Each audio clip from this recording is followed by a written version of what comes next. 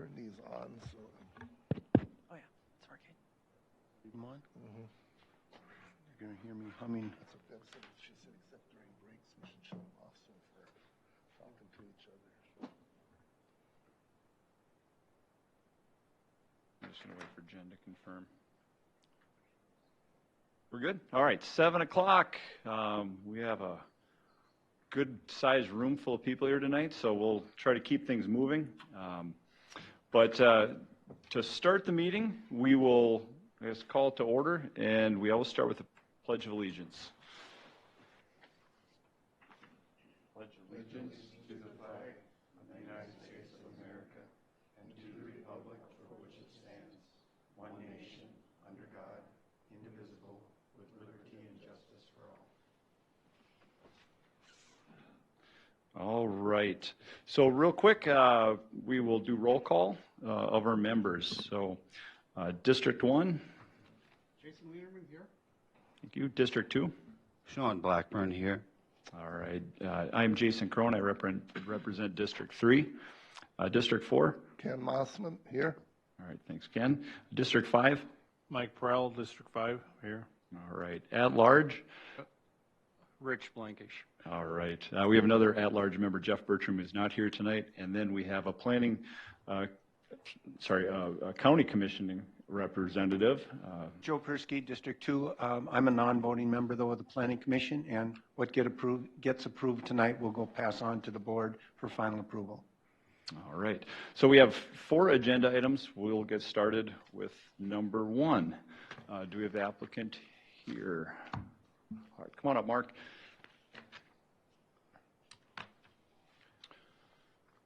Sit right here, Mark.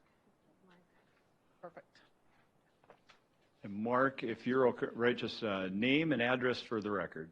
Yeah, Mark Magnuson, I'm Vice President of Knife River. Oh, and I was supposed to remind everyone about the green button, so Oh. push the button, the little green light will come on, and you're good. Yeah, Mark Magnuson, Vice President of Knife River, and our company address is 4787 Shadowwood Drive Northeast, Sauk Rapids, Minnesota. All right, thanks, Mark. Anything that you have before we get into staff report? Not really. It's just mining and extraction in the Hinnenkamp pit, and I think I was probably here, but in the courthouse probably about 30 years ago, opening it up for the first time. And you know, at that time, the township wanted that hill lowered, and we've been at it. And we actually have a Stearns County project that we're looking to make some Class 5 and Class 1 out of that site, and maybe sitting in an asphalt plant in there next spring, putting the wear course on that project. So. All right, thank you. All right, Jen, real quick. Now we can go, Jen, to your staff report first, and then we'll do roll call. Okay, sounds good. So this is a request for an interim use permit for a mining operation on about 39.2 acres in the Ag 80 zone. This, like Mark mentioned, this is an expansion of an existing pit. It originally was permitted in 2002. It's been extended once already, and they're asking this time for another 5 years, which would bring us to December 31st, 2027. This property is in Section 30 of Melrose Township. The southern part of the property is within the shoreline overlay district of a natural environment lake, but the mining meets all setback requirements. The lake is across the road to the south. If you can go down one map, Ange, or one page, I should say. There we go. So that shows kind of on the north side of the pit where the expansion would be. There are no wetlands within the area of the expansion. There is a potential small wetland to the west, but that's not in the area that'll be affected at all. I did check in with the sheriff's office. We haven't gotten any complaints on the mining or asphalt plant operations in the past on this site. As you saw in the staff report, one concern last time it was renewed was County Highway had some concerns about erosion into the county road ditch, and that's the road on the west side of the pit. In checking with them last week, I was informed there was some erosion issues again, so Knife River actually was out there this week and addressed those concerns. Holly from Knife River sent me these pictures of what the issue was and what they did this week to address that. So they've taken care of gullies and washouts, regraded it. around the culvert under the driveway entrance. Took care of that, hydro-seeded it. Some more areas, they redid the berm, and Mark can give you more information if you have questions, but hydro-seeded that as well. And then the next one shows, on the right-hand side picture, how they will extend the berm to the north once they start mining more to the north. So that has been taken care of. Let's see here. All setbacks are met to roads, property lines, homes. As far as hours of operation, their current hours of operation are 24 hours a day, Monday through Saturday. No operation on Sundays or holidays. So they're asking for that to be the same with this extension. Signage is fine on the property. One thing with this pit, the last time they got their permit in 2012, the required bond was $50,000. We have increased the amount we ask for on those now. So what we'd be asking for on this renewal is $137,200. It comes out to $3,500 per acre for a bond to guarantee that they do reclamation properly when the project is done. So with that, the recommended conditions we would have is to set the hours of operation, set an expiration date, requirement that they submit that bond, require truck hauling signs to be posted when they're hauling, require compliance with all the performance standards in section 7.17 of the zoning ordinance, and then require that they maintain that informational sign that they have at the entrance to the pit that has their name, phone number, site operator, and hauling contractor on it. That's all I have. I didn't get any public correspondence. Okay. Thanks, Jen. Real quick, we'll take a roll call of members that were able to visit the site. So we'll start with District 1, Jason. Nope. All right, Sean? Yes. All right, I was not. Ken? Yes. Mike? Yes. Rich? Yes.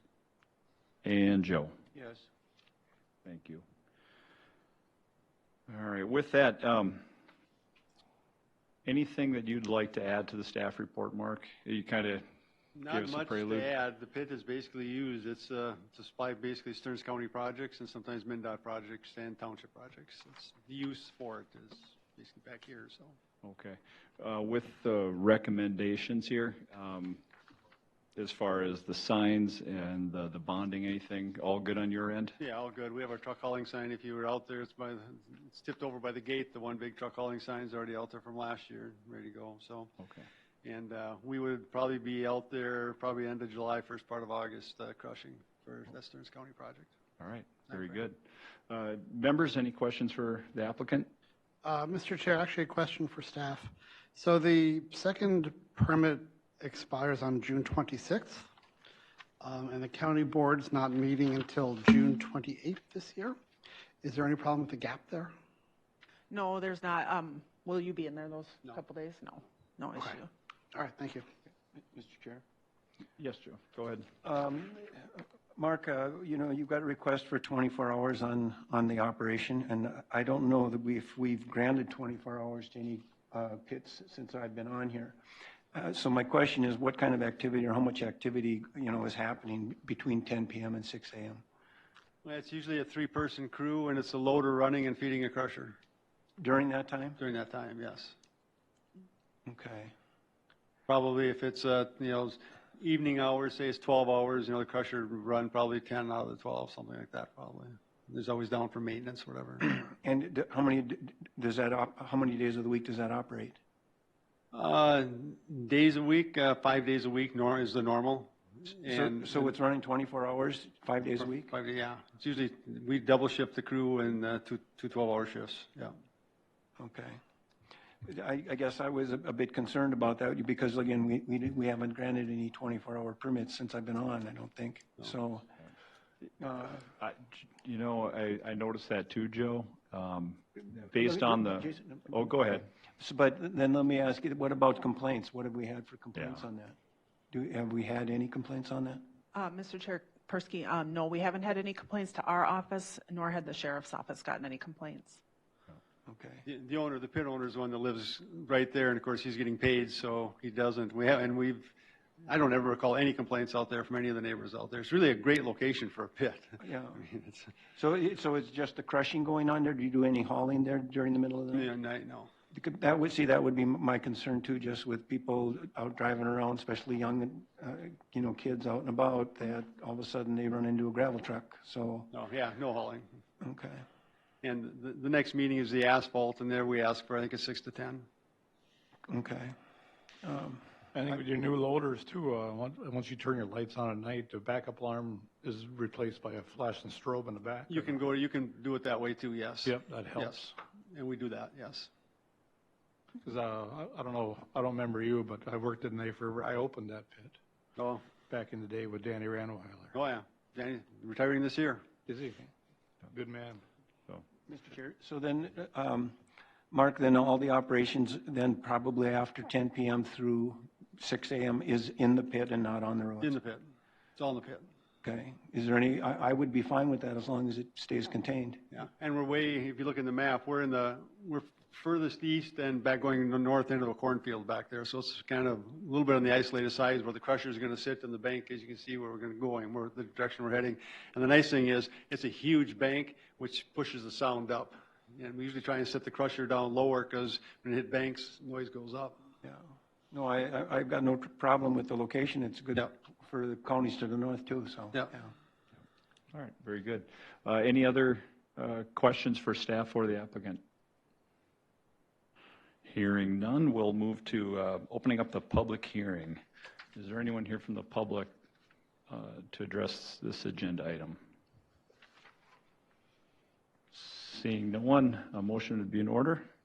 So moved. Jason Wienerman? I'll second. All right, thank you. All those in favor? Aye. All those opposed? Motion moved, public hearing closed. Any additional correspondence from anyone? Questions?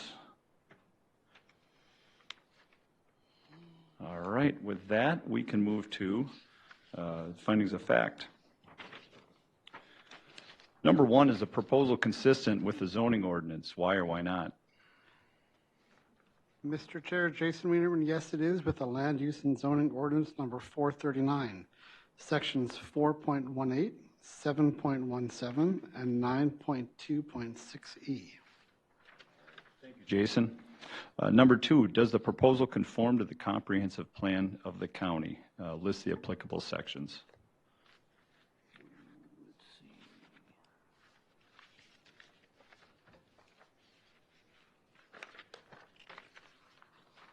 Mr. Chair, I would say that it does conform. I would be looking at the comprehensive aggregate resource policies to manage aggregate resources to provide for the extraction of high-quality aggregate. Good, thanks, Sean.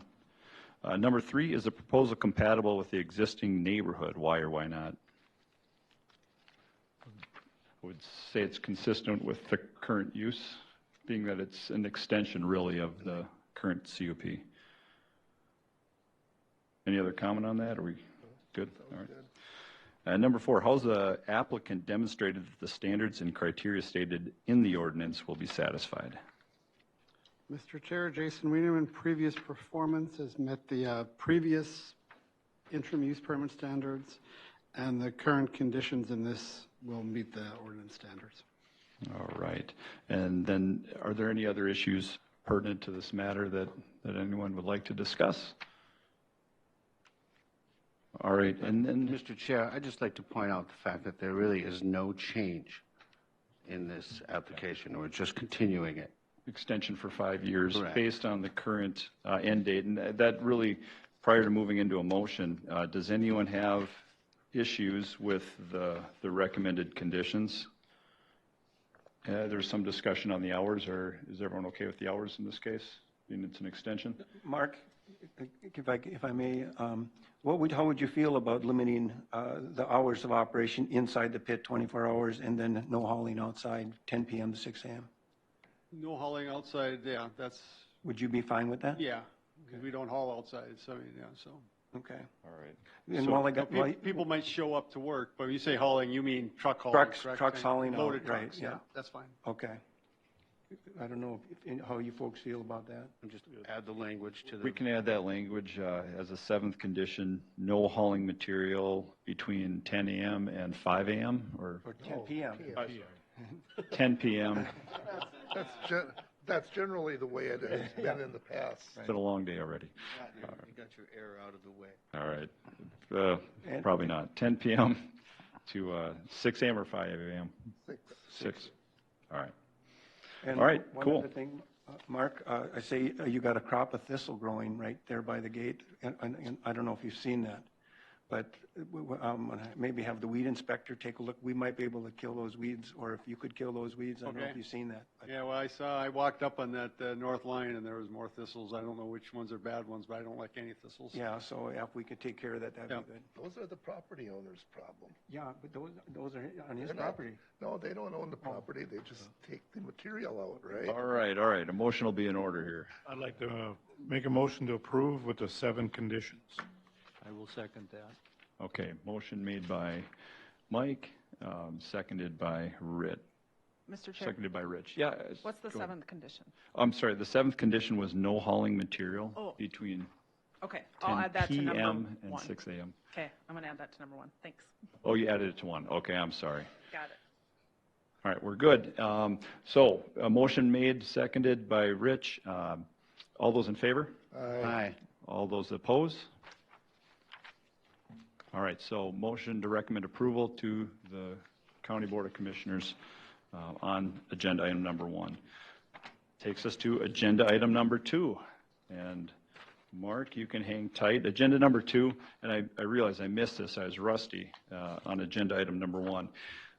So agenda item number 2 is to consider an interim use permit application submitted by Knife River in Sauk Rapids on behalf of Glenn Heinkamp, according to sections 4.18, 6.17, 7.17, and 9.2.6b and E of Stearns County Land Use and Zoning Ordinance 439 to operate a temporary asphalt mixing facility on approximately 39.2 acres in the Ag 80 zoning district. The property is in Melrose Township. It lies north of 390th Street and east of County Road 168. The property address is 31484 390th Street, Melrose. This is the same property that we just did the other agenda item number 1 on. So with that, we'll do the roll call again after staff report if you're okay with that. So if you're good, Okay. Jen? Roll. Yep. So again, this is for an asphalt plant, same property as the last application. Over the last 20 years, they've had several permits for asphalt plants in this pit. Generally, they used to come in every single year for an asphalt plant permit, but we've been doing them now more on a 5-year basis, so they're asking this one be for 5 years as well. That would match up with the mining permit that was just recommended for approval. The asphalt plant location is shown, it'd be somewhere in the southwest corner of the pit there, is what the plan would be.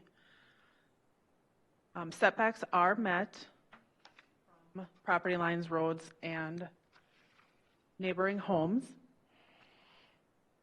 Hours of operation for this, they are asking for 6 a.m. to 10 p.m. with generator startup at 5:30 a.m. Monday through Saturday. And then they're asking to be able to do maintenance on that plant 24 hours a day. And that's consistent with what the last permit was. For asphalt plants, we ask for a $5,000 bond to guarantee that it gets removed once they're done with it. And there is a current bond in place for that $5,000 guarantee. So if this one is recommended for approval, we would ask that you add conditions addressing the hours of operation. For the hours, just to go through this real quick, so the current permit they have allows 6 a.m. to 10 p.m. Monday through Saturday, generator startup at 5:30, no operation on Sundays and holidays. It allows the 24-hour-a-day maintenance on the equipment, but it does say environmental. If we receive a complaint about that nighttime maintenance, then they would have to revert to 6 a.m. to 10 p.m. for all operation, no overnight maintenance. So that's what the current permit says. Set an expiration date. They're asking for December 31st, 2027. Again, require truck hauling signs when they're hauling. require that recycled asphalt pavement and any other excess materials be removed upon completion of the operation, and then the requirement to maintain that $5,000 bond. That's all I have. All right, thanks, Jen. Real quick roll call of anyone that, or everyone that visited the site. So we'll start with you again, Jason. Nope. All right, Sean? Yep. I did not. Ken? Yes. All right, Mike? Yes. Rich? Yes. And Joe? Yes. All right, very good. Mark, anything you want to add to the staff report on this one? No, typically we come in the north entrance with the trucks and we exit the south entrance, and it's kind of slick that way for traffic flow. And again, we currently have the contract with Stearns County that we bid for the new Munich Stearns 12 job that we hope to do probably next spring out of there, is what the forecast is right now. They only want the first lift in that project now, so I mean, the asphalt paving or the plant would be next year. All right, very good. Any questions for the applicant or staff? Mr. Chair, Jason, we have a question for staff. So when you were talking about the nighttime maintenance operations, you said that if there's a complaint, they'd revert to the daytime operations. The condition says if it can be resolved by another mechanism. Okay, sure. So if they can resolve the complaint, they can still do the 24 hours operation according to the conditions, right? Yes, that's a good point. Yep. It does say if we receive a complaint in regards to nighttime maintenance that cannot be resolved by any means other than reducing the hours, then they would have to reduce the hours. Yep, good clarification. Okay, thank you. Good question, Jason. All right. Yeah. Go ahead, Joe. I'm just curious about the reclamation. In the end, is $5,000 enough in that, you know, this might have been what was set when we originally opened the pit at that time. Now, with the changes, you know, vacating the pit and leaving a large amount of asphalt there, would it highly exceed $5,000 as far as a cleanup?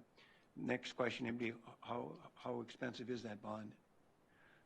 Do you have any idea, Mark? I don't know, but typically for the removal of the equipment, and, you know, these are multi-million-dollar plants that Right. they leave, you know, so, I mean, we go to the next project. So, Wouldn't cleanup of the site fall under the previous permit? Yeah, that's a good point, Mr. Chair, Commissioner Persky. We will have the $137,000 bond for guarantee that the gravel pit gets reclaimed properly. So if we do have excess material, we could use that as well. So that the liability for the asphalt would also be included in the pit, not under this permit? Yeah, the $5,000 for the asphalt plant certainly would go towards removing the plant if that gets left there, which sounds unlikely. And then if there's excess materials, we could utilize the $5,000, and then we also have the money for the mining site, which that goes right along with mining as well. Yep. Okay. Yeah, I wouldn't worry about the asphalt being left behind with the price of oil today. Wrap is, that's black gold. Ain't nobody leaving that behind. Mr. Chair, clarification on point number 4.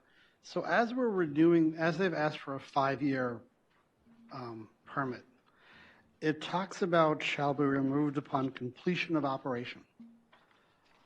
Is that completion at the end of the permit? Or it sounds like you may be doing an operation next year, shutting down for a year, coming back in 2 or 3 years. Is it per operation cycle or is it per the permit cycle? Yeah, our intention with that would be for the permit cycle. Okay, so at the December 31st, 2027? Yeah, yeah. Okay, all right, thank you. Okay, any other questions? All right, then we will go to the public hearing. I didn't see anyone else come in, so if you're here for this one, come up quick. All right, seeing none, a motion be over. I move we close the public hearing. I'll second that. All right, motion made by Sean, seconded by Mike. All those in favor? Aye. Oppose? All right, public hearing closed. Any remaining correspondence anyone has prior to moving to findings of fact? Mr. Chair, just wondering, would the committee be willing to change permit number 4 from shall be removed upon completion of operation to shall be removed upon expiration of permit. I would have no problem with that. I just don't want us to get sideways down the Yeah, road. no, fair enough. I think it's good wordsmithing. Everyone else all right with that? Okay, so just do we need to make an actual comment on that, or do you have that on? I've got it, yeah. Okay. When you make your motion, you can just include that. Perfect. We're good. All right. Okay, good. Anything else? All right, finding of fact. Number one, is the proposal consistent with the zoning ordinance? Why or why not? Mr. Chair, it is consistent with land use zoning and zoning ordinance 439, sections 4.18, 6.17, and 9.2.6B. Okay, thanks, Sean. Number two, does the proposal conform to the comprehensive plan of the county? List the applicable sections. Mr. Chair, Jason Wienerman, it does. Aggregate mining and asphalt operations are allowed in the ag area under a permit. And it meets the comp plan goals under aggregate resource policies number 2, which is manage aggregate resources to provide for the extraction of high quality aggregate prior to non-agricultural development on the site. And number 3, which is adopt regulations to minimize nuisances from ag extraction. Very good. Thanks, Jason. Number 3, is the proposal compatible with the existing neighborhood? Why or why not? I'll jump in and cite what I stated in the previous one. It's really not much of a change at all. So pretty compatible with the current neighborhood. Any other comments on that one? All right, number 4, how has the applicant demonstrated that standards and criteria stated in the ordinance will be satisfied?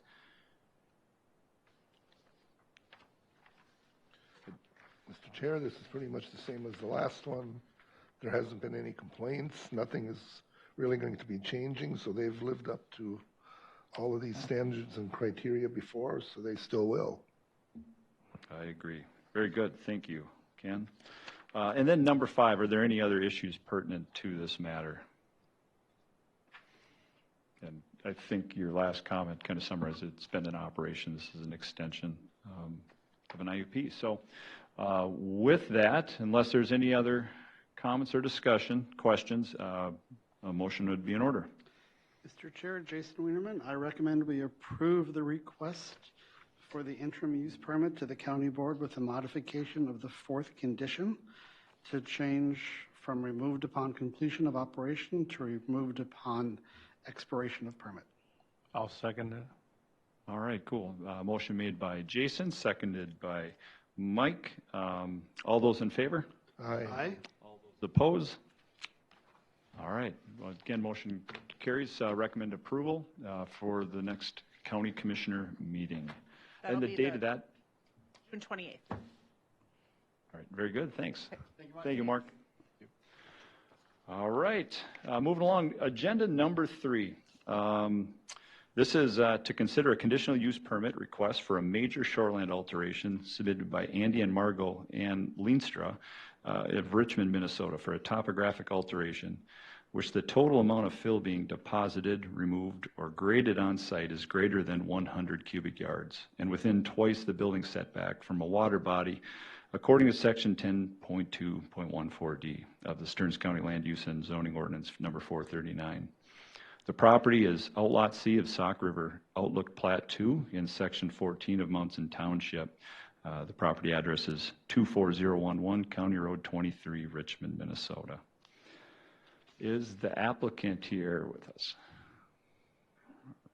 Hello, I'm Joe with Joe's Excavating, and I'm here to represent Andy and Margot.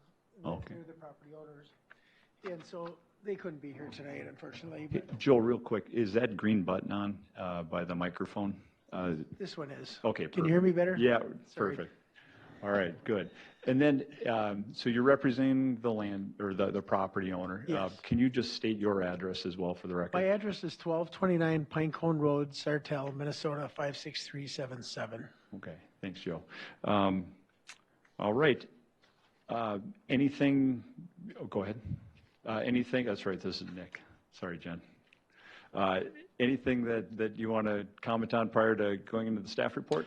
Yeah, basically, Andy and Margot are just good friends, and they have a horse operation there right now, and they would like to take that hill that exists there now and flatten it so that they could use it for a pasture like they have, but more effectively and probably more environmentally friendly, is that you grade it 0% cross slope and running slope. It'd be a flat area, that oval area, to minimize the runoff to the lake and allow them to ride their horses instead of up and down the hill on a nice flat level plain.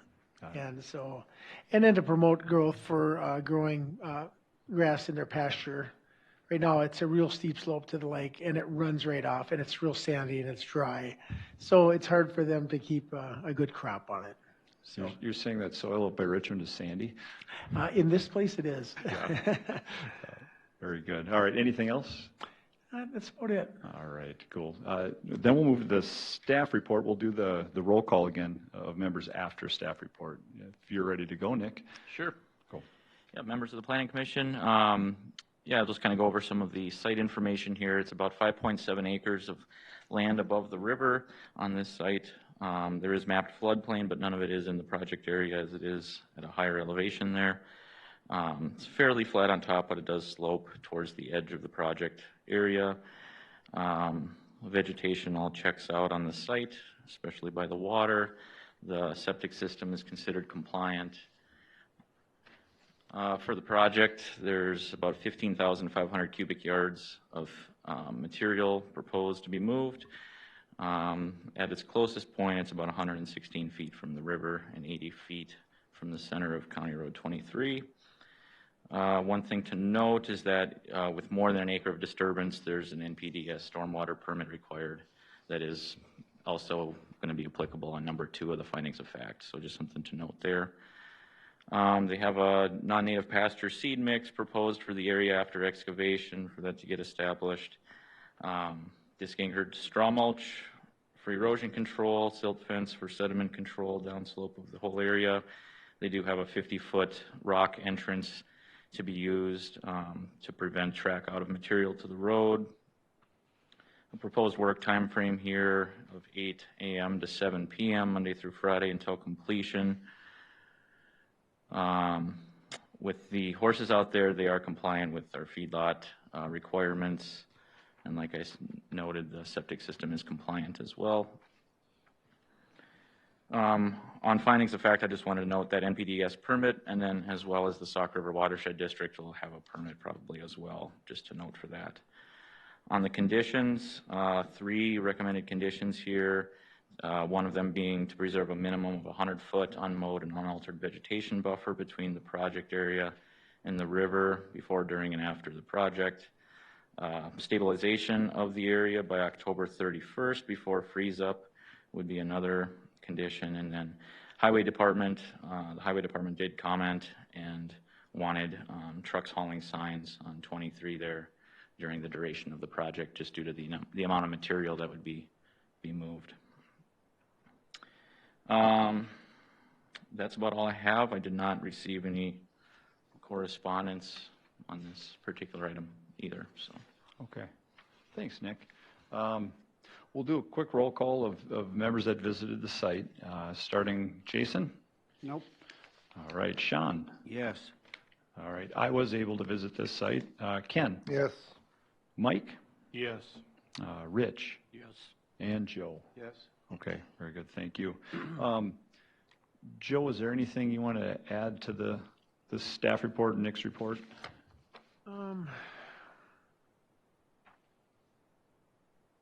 I want to make a comment about, I couldn't hear the engineer report, the county report on, I couldn't hear what you said about what their recommendation was about that much material being moved. That was just in response, so the Highway Department, due to the amount of material and trucks, they just Okay. wanted to have trucks hauling signs on 23. Yeah, I see, okay. So that road apparently is slated to be made new next year. You guys would probably know better than I about that. But anyway, this is a really high hill along that road. And my assumption is, my guess is that they're going to cut that down for visibility reasons on the new proposed road project. And so I think that would enhance the road thing as well. The road is lower than the property, and it would probably make a safer entrance on and off the property. They do share only one entrance for these two parcels. So that's about all I have. Okay, thanks, Joe. Yep. Joe? Chair, I was going to ask Joe this question. And Joe, with all that hauling, are you going to use then more than one entrance? Are you going to create a new No, entrance? no, we're only going to use one entrance. Okay. Yeah, the existing entrance. Okay, good. Anything else, Joe Yeah, P? I got a couple more. And then presently it's zoned, what is it zoned right now? Let's see, did I put that on there? I don't know if I did. I'll pull that up quick.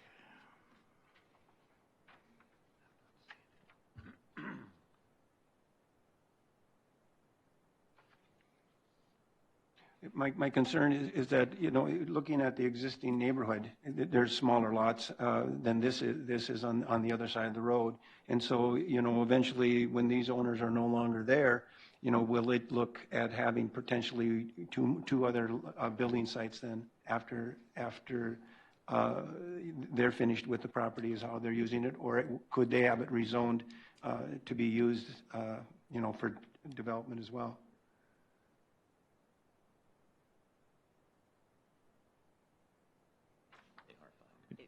Mr. Chair, Angie Berg, Commissioner Persky, are you wondering about future development potential? Correct.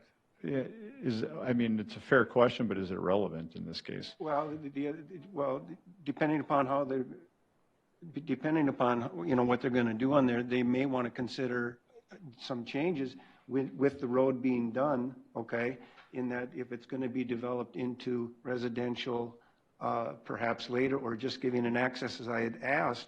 It's easier to do that when they're resurfacing the road than to do it, let's say, years from now.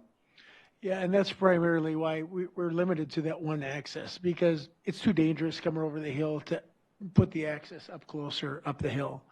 But once the road is rebuilt, then that'll be a different story, I'm sure. Right. So, Mr. Chair, the zoning is agricultural 40.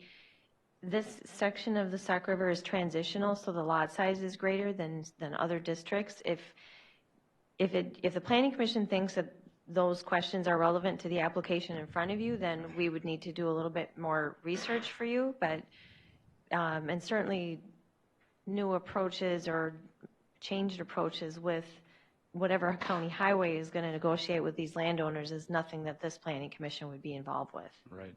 That's, okay, thank you for clarifying. So, Joe, was I missing something, or you're just kind of looking out? Well, you know, part of our position is to avoid conflict in the future.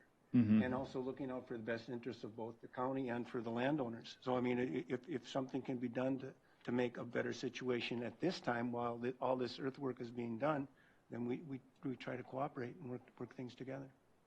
Cool, okay. Are you good then with your I'm questions? good, right. But it would have to be then rezoned R1 if anything would be changed as far as putting something on these properties, correct? It would need to be residential, Mr. Chair, and as I stated, I'm not sure what the development potential is due to the lot width, and also with just road access, there'd likely need to be a frontage road because they're going to allow all these new approaches. But certainly Joe knows our county engineer and our county highway department well enough that if he wants to go visit with them before he starts to talk about what they're doing next year and what he's doing this year, I think we leave that up to them. Okay. Good. All right, any other questions? Mr. Chair, question for Mr. Lar. So, as you indicated, the applicant wants to reshape the land to facilitate their horseback riding endeavors. Yeah, to make a flat pasture rather than one that's at a hill, and so that they could use it for riding in the pasture as well. Okay, thank you. I'm thinking maybe he's thinking about maybe like a round pen or something for. Yeah, it's kind of an oblong, big, you know, area, so they could, you know, they could more easily use it for training their horses or just leisure riding, actually.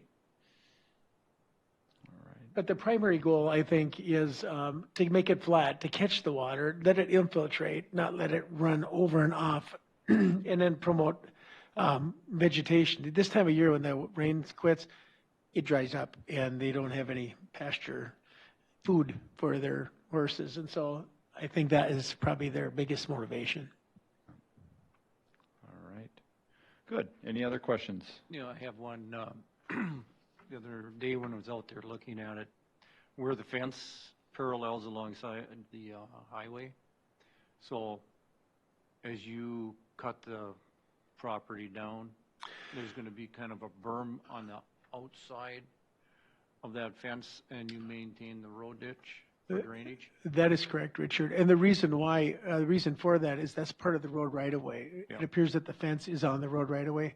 So we didn't want to get into the road right of way. We wanted to keep it onto the private property. Now, that's a conversation that I'll have later with the engineer when the road gets built, because then there'll be some reshaping and stuff with the road, I'm sure. Yeah. Okay. Good. Any others, Jason? Mr. Chair, question for Nick. What's the vegetation on the site currently? It's largely undisturbed for pretty much the entire shoreline, and then for, that 100 feet up the hill is really not mowed. There's a fair number of trees there, so it's largely undisturbed. All right, thank you. Good question. My understanding is this actually will, this is a minor shoreland to obviously intent to protect the watershed. This should actually improve runoff on this site. So Reduce the runoff, improve the reduce. quality of the water. yeah, good correction. Thanks. All right. Any other questions? Okay. Hearing none, it's time for it'd be open for public hearing. Is there anyone here from the public that would like to comment on this item? If you'd like to, come on up front. Come up. We need it for the record because all this stuff's recorded. Oh, no worries. Just make sure the green button is lit up. Push that, and then. Okay. Perfect. Jerry Shorn, 22164 Great Northern Drive, Cold Spring. All right. It's good to see you, Jason. Thanks, Jerry. Say, Joe, my question is, how many trees you taking out? I don't believe there's going to be any trees taken out. Perfect. That answers my question. Okay. Because my concern is the lakeshore again, or the water frontage. And Yeah, there's no construction. If you're not going to touch, how far back are you going from the water? It's probably 140, 50 feet, something like that. I think it's like 116 or so at the closest point. Okay, Yeah. so that's So that's where you're going to be digging. That's the closest you'll be Yeah, digging and to the we water. won't be filling. We're going to be just cutting And only, digging, though, too, so we right? don't create an erosion issue. But there are no trees, as you can see in the photos, in the area that we're excavating. Okay, cool. Yeah. Thanks, Joe. Good question. Thanks, Jerry. All right. Anyone else from the public on this one? All right. Seeing none, motion would be in order. Close the public hearing. All right. Motion made by Sean.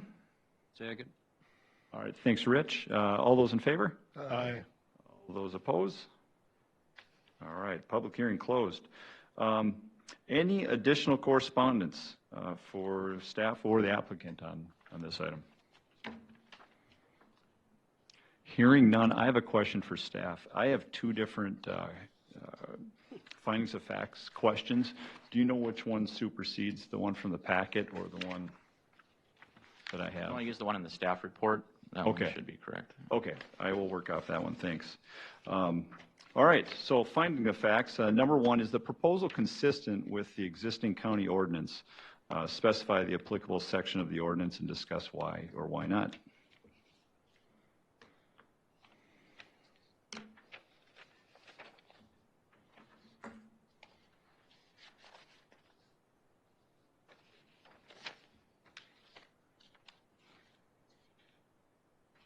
Mr. Chair, I have to say it is consistent. The exact ordinance numbers I do not have.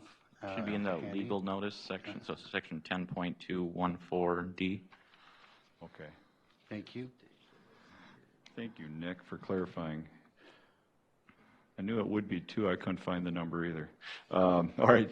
Thank you, Sean. Are there any other standards, rules, or requirements that the proposal must meet?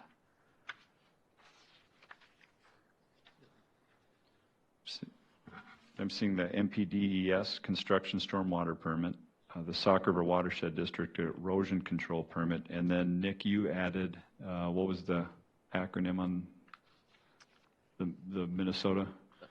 The second item was the Sauk River Watershed District erosion control permit.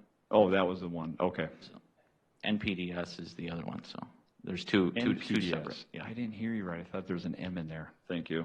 N and M do sound familiar, do sound very close. Yes. Especially after a long day. All right.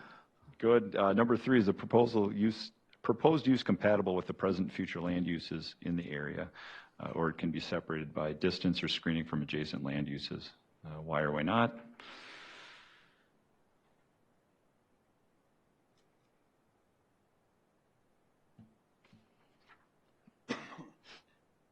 Mr. Chair, I'm just saying that it is compatible. We look at nature goals and our water resource policies to recognize the relationship between land use and water quality. When it comes right down to it, this is all about managing the rainwater and the runoff. And I like the proposal as a whole because of that. Cool. All right. Mr. Chair, Jason Wienerman, I think if we're talking about the comp plan goals, I would approach this from a different perspective. I think it does not meet the nature goal number 1, which is preserve, restore, and protect important natural resources and systems. We are removing a hill from this area, so we are doing a major alteration to the landscape to allow somebody to better ride horses. So I don't know how long the hill's been on the landscape, probably tens of thousands of years. So doing this for the convenience of horseback riding seems a little extreme to me. Okay. Duly noted. I honestly think with the minor shoreland permit and the intent of that to preserve the water, this actually helps it.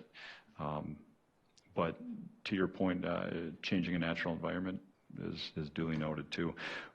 We'll come back to those and list them both under number 7, which is the actual comprehensive plan goal.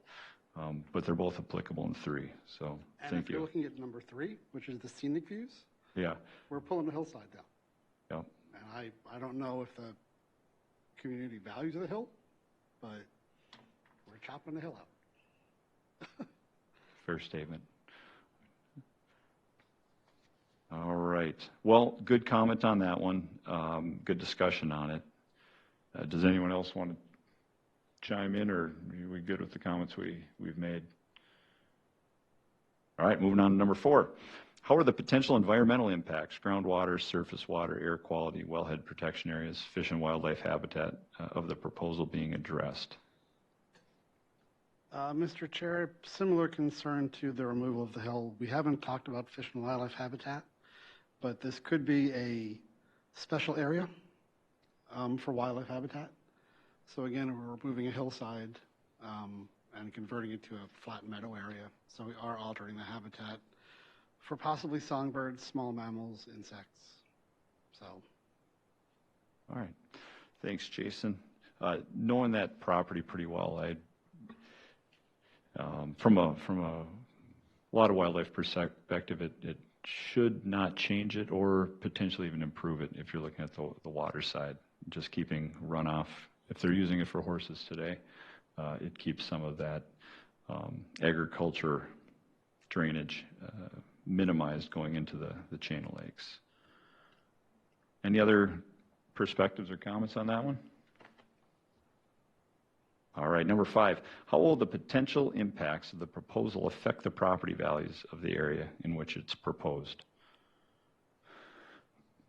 I would say it's minimal impact on value. Oh.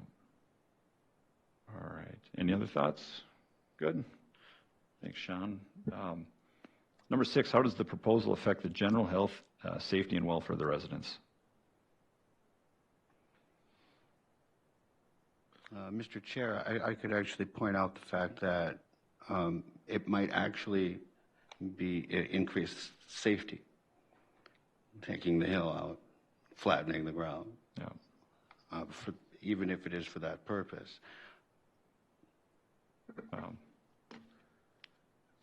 To Joe's point, maybe on the road approach side, as the county road, but yeah, otherwise minimally would be the other way to look at it too. So good, thanks, Sean. Any other thoughts on that one? Comments? All right, then we are to the county comprehensive plan, and does the proposal conform to the goals and objectives? Specify which goals and objectives. And I think we already had, Jason, you referenced which goal? So 1 and 2, which number 1 is the nature goal, preserve, restore, and protect important natural systems and natural resources. And number 2 is ensure the reasonable responsible use of the county natural resources, including land, surface and groundwater, mineral, open space, wetlands and wildlife and woodlands. I believe this proposal violates those 2 goals. Okay, and based on changing the natural environment, right? Yep. Significant land reshaping. Yep, okay. Thanks, Jason. Any other thoughts on that one? Yes, Mr. Chair, I would say that it does conform. I may look at the relationship between land use and water quality. This is about managing the water. That's a large swath of land and a lot of runoff. Right now, as it looks, it's mostly just scrub and sand. That's basically what this hill is made of. Can't be much there. All right. All right, so a couple ways to look at it. Thank you, gentlemen. Number 8, has the applicant provided financial assurance to guarantee reclamation or cleanup? Not applicable. Not applicable and not discussed. Thank you, Rich. Any other issues pertinent to this matter? Yeah. Joe, I should have asked this earlier. Are you going to have any problem getting rid of the field? You got places to put it? You're going to be able to get it all out this year? Yeah, I'm kind of like a gas station. Yeah. You need gas for a gas station. They need fill. So, Okay, yeah. good. All right. With nothing else, a motion would be in order. I would make a motion that we approve with the 3 conditions. Okay. Motion made by Rich, I'll second that motion. seconded by Sean. All right, and then we'll do a roll call. All those in favor, say aye. Aye. All those opposed? Aye. All right, so Jason, member Wienerman opposes that one. I think the rest are ayes. So with that, the motion Planning Commission will recommend approval to the county commissioners on the June 28th meeting. So, all right, thank you. Thank you. All right, and that takes us to agenda item number 4, which is probably why most of the room is here.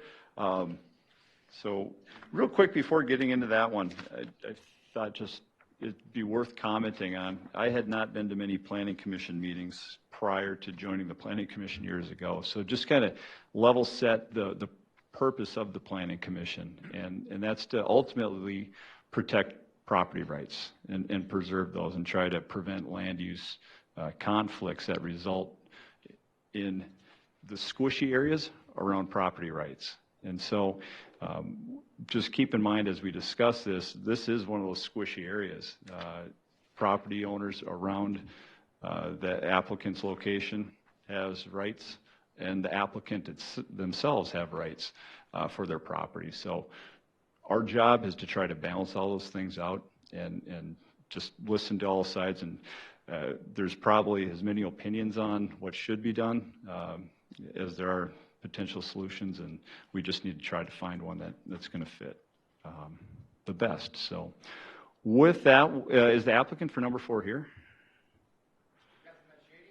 Yes, that's all right. So come on up. This agenda item number 4 is to consider a request submitted by, go ahead. Mr. Chair? Yeah. Before you really get started here, I'm going to abstain from any comment and voting tonight, and I'll turn my mic off. Okay, thanks, Rich. All right. So number 4 is to consider requests submitted by Shady's Property Investments at Cold Spring, LLC, according to sections 4.8 and 10.2.4A of Stearns County Land Use and Zoning Ordinance number 439 to amend conditional use permit P-012705, which authorized expansion of an existing commercial use. The property is part of the Government Lot 5, part of the northeast quarter, southeast quarter, and parts of lots 1 and 2 of Fairway Shores in Section 20, Wakefield Township. The property lies west of Fairway Circle, and the address is 17467 Fairway Circle, Cold Spring, Minnesota. So prior to going to the staff report, you guys, applicants, both state your name, address for the record. Chris Schiffler, 103 Power Drive, Albany, Minnesota. All right, thanks, Chris. Lee Mergen, 14690 Chippewa Road, Bertram, Minnesota. All right, thank you. With that, we'll go into the staff report first, and then we'll do the roll call again right after that. Okay, very good. So this is a request to amend a previous CUP that authorized the expansion of an existing commercial use. So back in 2019, they got the conditional use permit for the restaurant that's there today. That CUP authorized the docks, 18 dock spaces, and the 6 picnic tables on the outside. And since then, we have gotten complaints and noted some violations on the property, so they're here requesting an amendment to their CUP. And the specific requests are to keep the existing lighting that's on the shoreline, allow music that exceeds a one-person band. They're asking for up to 35 music events from Memorial Day to Labor Day. And they're asking outdoor seating capacity to be 125 people, and then the dock slips to be increased to 24. So over the past couple of years, Environmental Services has gotten complaints related to the outdoor lighting and the music and the seating spaces. The Sheriff's Office has also gotten complaints, as is indicated here in your staff report. So we did enter into a compliance agreement with the property owner to address these issues. So in the compliance agreement, it states that the lighting, unless the Planning Commission and County Board find that the lighting as exists is okay and meets the ordinance requirements, they'd have to bring the lighting into compliance with Ordinance 439. And specifically, it states in there that in all districts, any lighting used to illuminate off-street parking, signs, or other structures shall be installed so as to deflect light away from adjoining property or public streets. Direct or sky-reflected glare, whether from floodlights or from high-temp processes such as combustion or welding, shall not be directed onto an adjoining property. The source of lights shall be hooded or controlled in a manner so as not to light adjacent property or create a traffic hazard. So that's the standard that is in the ordinance for lighting. In relation to outdoor music, when the applicant was here previously, they indicated that they'd anticipated something like a single guy in a patio with a guitar, and as we know, the music has exceeded that, so we would need clarification in their permit as to what they're allowed for music events. Impervious lot coverage has been added to the property, so they need to come back into compliance with their variance that allows 42% lot coverage. So the drawing, the survey that's in your packet, shows where they will remove impervious surface to come into compliance with that. And then the outdoor seating. So the previous CUP allowed 6 picnic tables. What they're asking for now is the 125 outdoor seating capacity. Back in, let's see, or May. In May, they did get a variance for parking. And that's outlined in your staff report on page 2. So they do, as you know, they share parking with the golf course. So when looking at the required amount of spaces, we came up with a total of 175 is what they would have needed. The Board of Adjustment did authorize a variance for 146 parking spaces. 24 of those were docks, and then the rest are on land.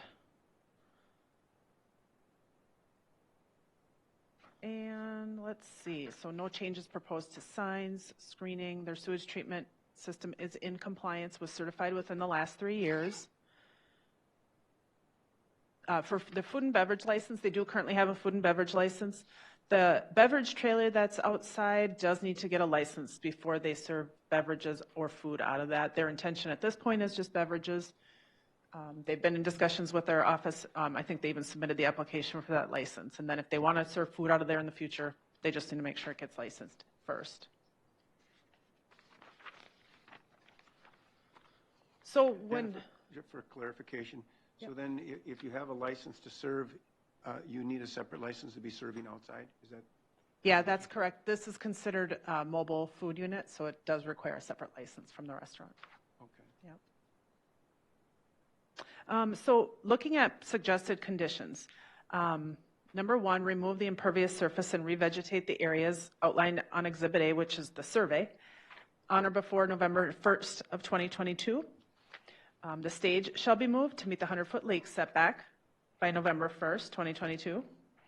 Unless a determination is made by the Planning Commission and Commissioners that the lighting meets the ordinance requirements, they need to modify that to remove it or adjust it to shine downward on the docks and not toward the lake or other properties, or controlled in some manner to meet the ordinance requirements on or before November 1st, 2022. The applicant shall submit a lighting plan for review at a future Planning Commission meeting, is what we've suggested. Condition number 4 would be to specify the number of days that outdoor music is allowed. Consider setting time of year. They're requesting 35, again, from Memorial Day to Labor Day. Consider setting hours allowed for outdoor music events. Setting a limit on the outdoor seating capacity when they're requesting the 125. A condition that no food or beverage shall be served out of the trailer without a proper license. Number 8, a certificate of survey is required, showing the property complies with the conditions, including the impervious surface at or below 42% and the stage meeting the setback. That needs to be submitted by December 1st. We've added, let's see, conditions 9, 10, 11, and 12 since the packets. So those of you that have paper copies, these 4 are not in your paper copies, but they are up on the screen. So 9, specifying that outdoor music is only allowed on the property provided the noise level complies with Minnesota Rules Chapter 7030, the MPCA state noise standard. Noise levels exceeding Minnesota Rule Chapter 7030 are considered a violation of Minnesota Rule County Ordinance and the CUP. And then number 10 would be from Memorial Day weekend through Labor Day. Minimum of 2 portable toilets are required near the outdoor seating area, at least one of which shall be handicap accessible, and the portable toilets shall be maintained in a sanitary condition. Number 11, dock spaces shall be used only by patrons of the restaurant or golf club and not your boat club or other use, unless an equivalent number of parking spaces are added to the parking lot to account for the lost dock space due to another use. As an alternative, the Planning Commission could reduce the capacity of the outdoor seating, thereby reducing the required parking spaces. And lastly, provide an updated survey showing the correct dock layout. The layout that exists on the property right now doesn't match what the drawing shows, so we would like the survey to show it correctly. All right. Thank you, Jen. Real quick, we'll do roll call of those that were able to visit the site. We'll start with you, Jason. Nope. All right, Sean? Yep. I was. We'll go to Ken, I think. Yes. And Mike? Yes. Rich? Oh, yeah. You abstained, sorry. And Joe? Yes. All right, very good. With that, anything you guys want to add to the staff report or comment on? I guess the only thing that we'd like to, I don't think we'd really like to add anything. We're here to resolve the problem on this however we need to. And if it's changing the lighting, we're here more because we don't really know which direction to go to. We don't want to go out there and do a bunch of changes and they're not the right changes. We want to make the changes correct. We want to do it once and we want to do it kind of once and for all. We would like to, if we need less light, then let's put less light. We're super open to any suggestions. We're not looking for anybody to tell us how to do it, but any suggestions on where we can go. I mean, we've talked to our electrician and this is just, again, speaking about the light situation. you know, he's given us a few ideas and different ways and different things that we can do to try to resolve it. But again, we're not going to do anything until we come here and actually know what the right process is. So again, we don't go to a lot of these meetings, maybe kind of like you. So to come here, it's always a little bit new. We were at the last meeting. That's for different stuff, but same type of thing, adding on to our parking spaces and things like that. So The Board of Adjustment meeting, I'm assuming? Yep. Okay. Yep. All right. Any questions for staff or the applicants? Mr. Chair, Jason Wienerman, just, so in terms of the dock slips, are they looking at adding one more dock slip? Is that what I see to 24? Actually, Mr. Chair, Commissioner Wienerman, there are 24 out there. So when I was out there this week, I counted them. So they're not drawn accurately on the survey. So there are 24 out there today. So there wouldn't be any more added. Okay, thank you. I believe when he did his original survey, everything was underwater still. I want to say that's when Crohn's did their survey, everything was floating. So. Okay, thank you. Okay. Jennifer, Mr. Chair? Yeah, go ahead, Joe. Jennifer, originally in 2019, we approved the placement of 6 picnic tables on the grass, is that correct? Yes. And so then the gravel area and that more or less permanent seating outdoor was added, correct? Yes, And the county was not approached about adding that? that's correct. Okay. And how many tables were added? I don't know exactly how many are out there, but I can definitely tell you that all of our patios took extensive work during COVID. Again, we were relayed messages that we needed to make creative ways to operate our business, and that's what everybody did. I mean, we did it at all of our bars. We had patios in the back of alleyways. We had to make changes to roll through that time. It wasn't that long ago, and it still is. So for us to do that, that's kind of when we did it. It wasn't that we were trying to be sneaky or do anything different. It was just we needed more seating because we couldn't have anybody inside. So that was kind of And many of those patios that were temporary, right? This is not a temporary though, correct? You're planning to leave this? Oh yeah. Okay. Yep. Mr. Chair, Commissioner Persky, I can answer on the number of tables. So when I was out there, I counted 6 picnic tables and then 12 other tables on the, 12 other tables on the ground. And then there's 5 tables up on the deck.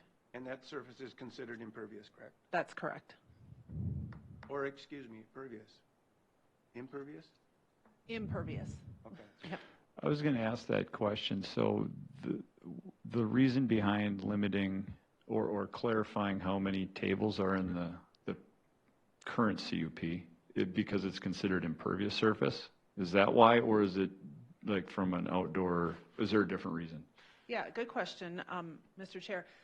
So there's a couple of things. So if they increase the outdoor seating beyond the original permit, it increases the amount of parking they need. So that was one thing that has to be addressed. Okay. Now, the original one was just going to have picnic tables on the grass. So that doesn't add any impervious. But what's out there is the granite or the gravel, which is impervious. So they've increased the parking, or increased the picnic table, or increased the outdoor tables, which leads to a need for more parking. And they also increased the impervious surface. Okay. Yep.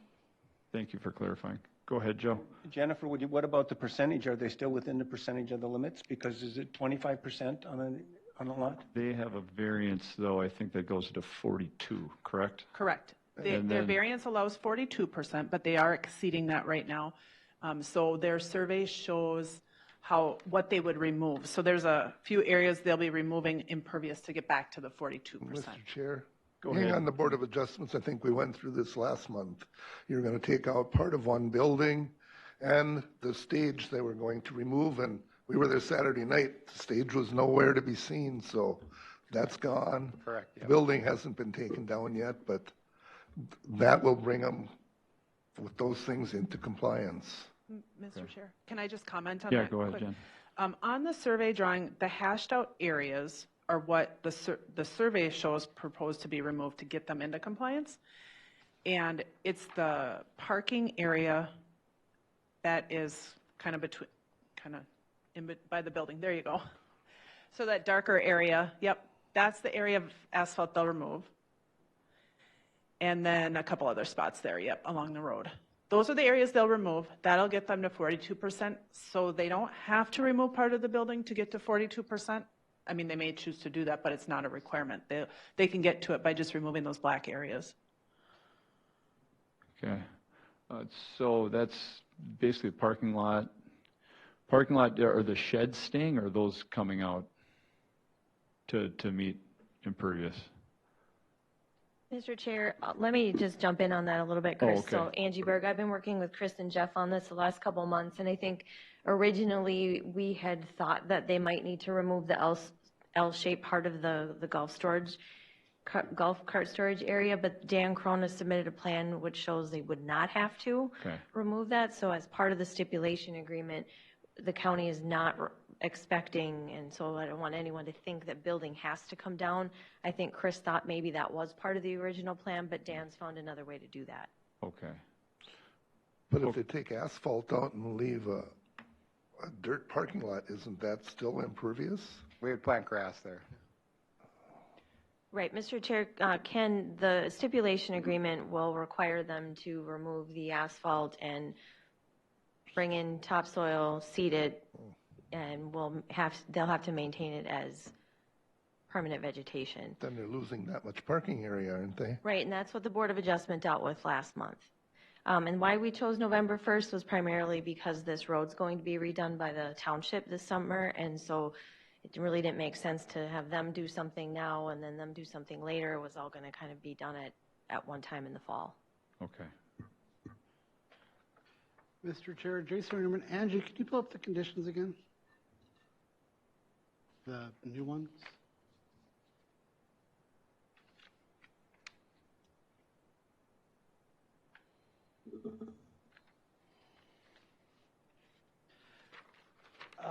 So a little over a year ago, we dealt with sort of a similar issue about somebody asking for festivals and music events. And they had requested a condition, or part of their condition, that they would direct the sound away from neighbors. If we were to pursue this, would that be a recommendation we can include? Is that sound should be directed in the least disturbance way possible? Yeah, Mr. Chair, Commissioner Wienerman, that's a great question. This case, I know the other case you're talking about, there was more of an opportunity to do that because there was directions they could point their music and not be facing homes. Mm-hmm.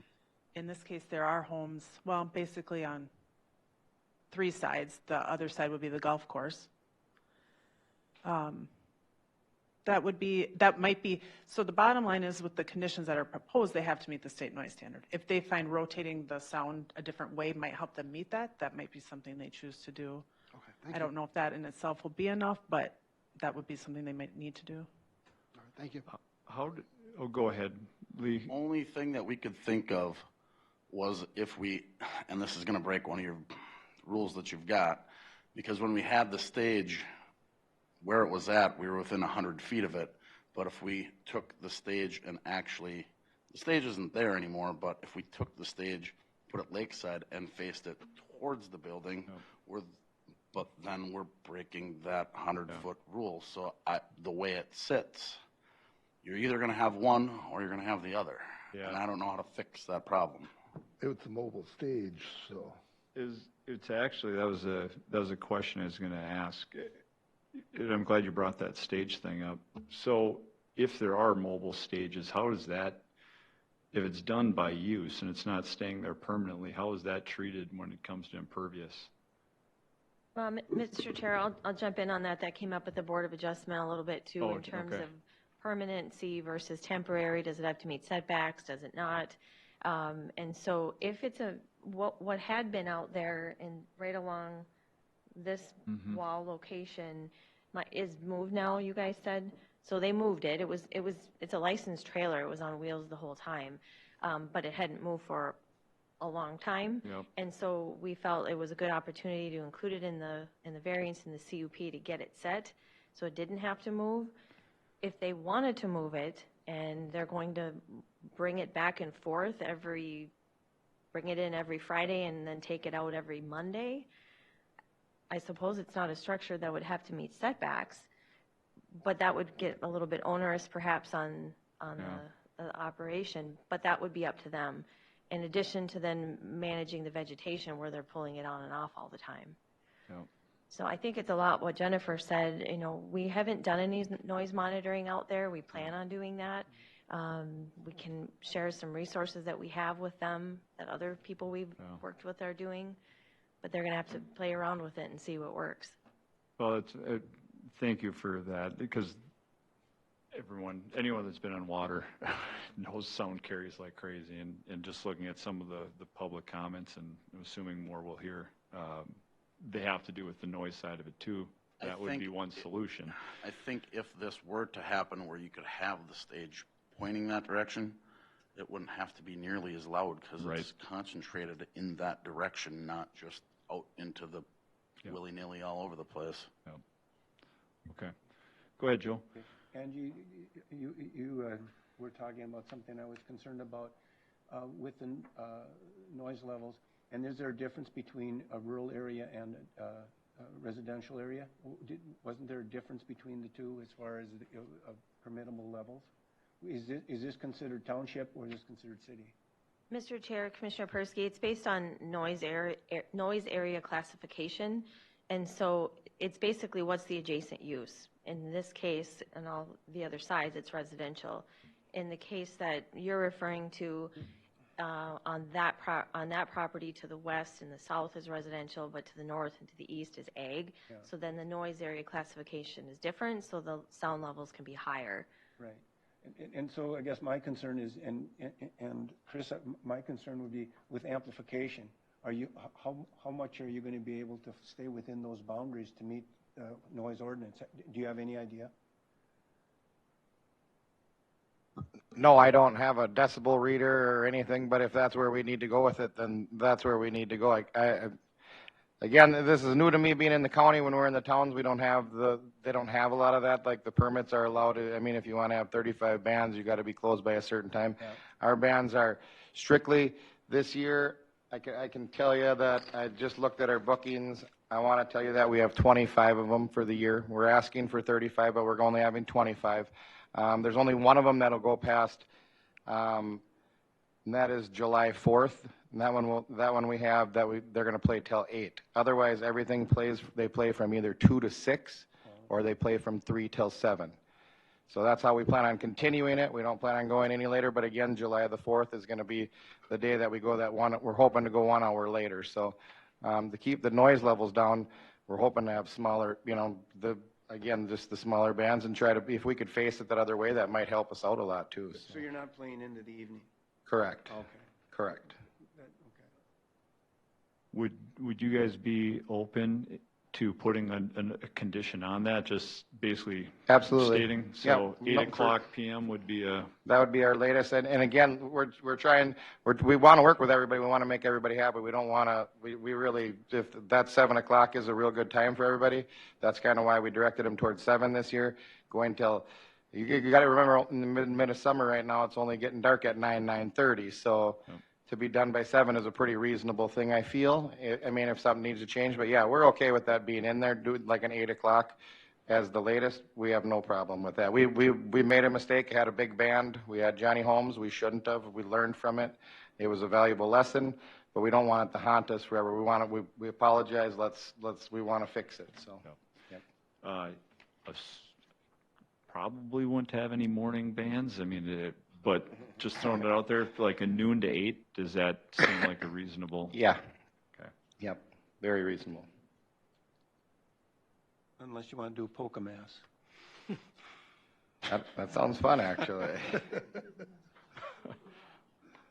All right. Another question for the applicants. There are a bunch of conditions here. Have you guys reviewed those? Are you okay or do you have any challenges with any of the conditions that are stated?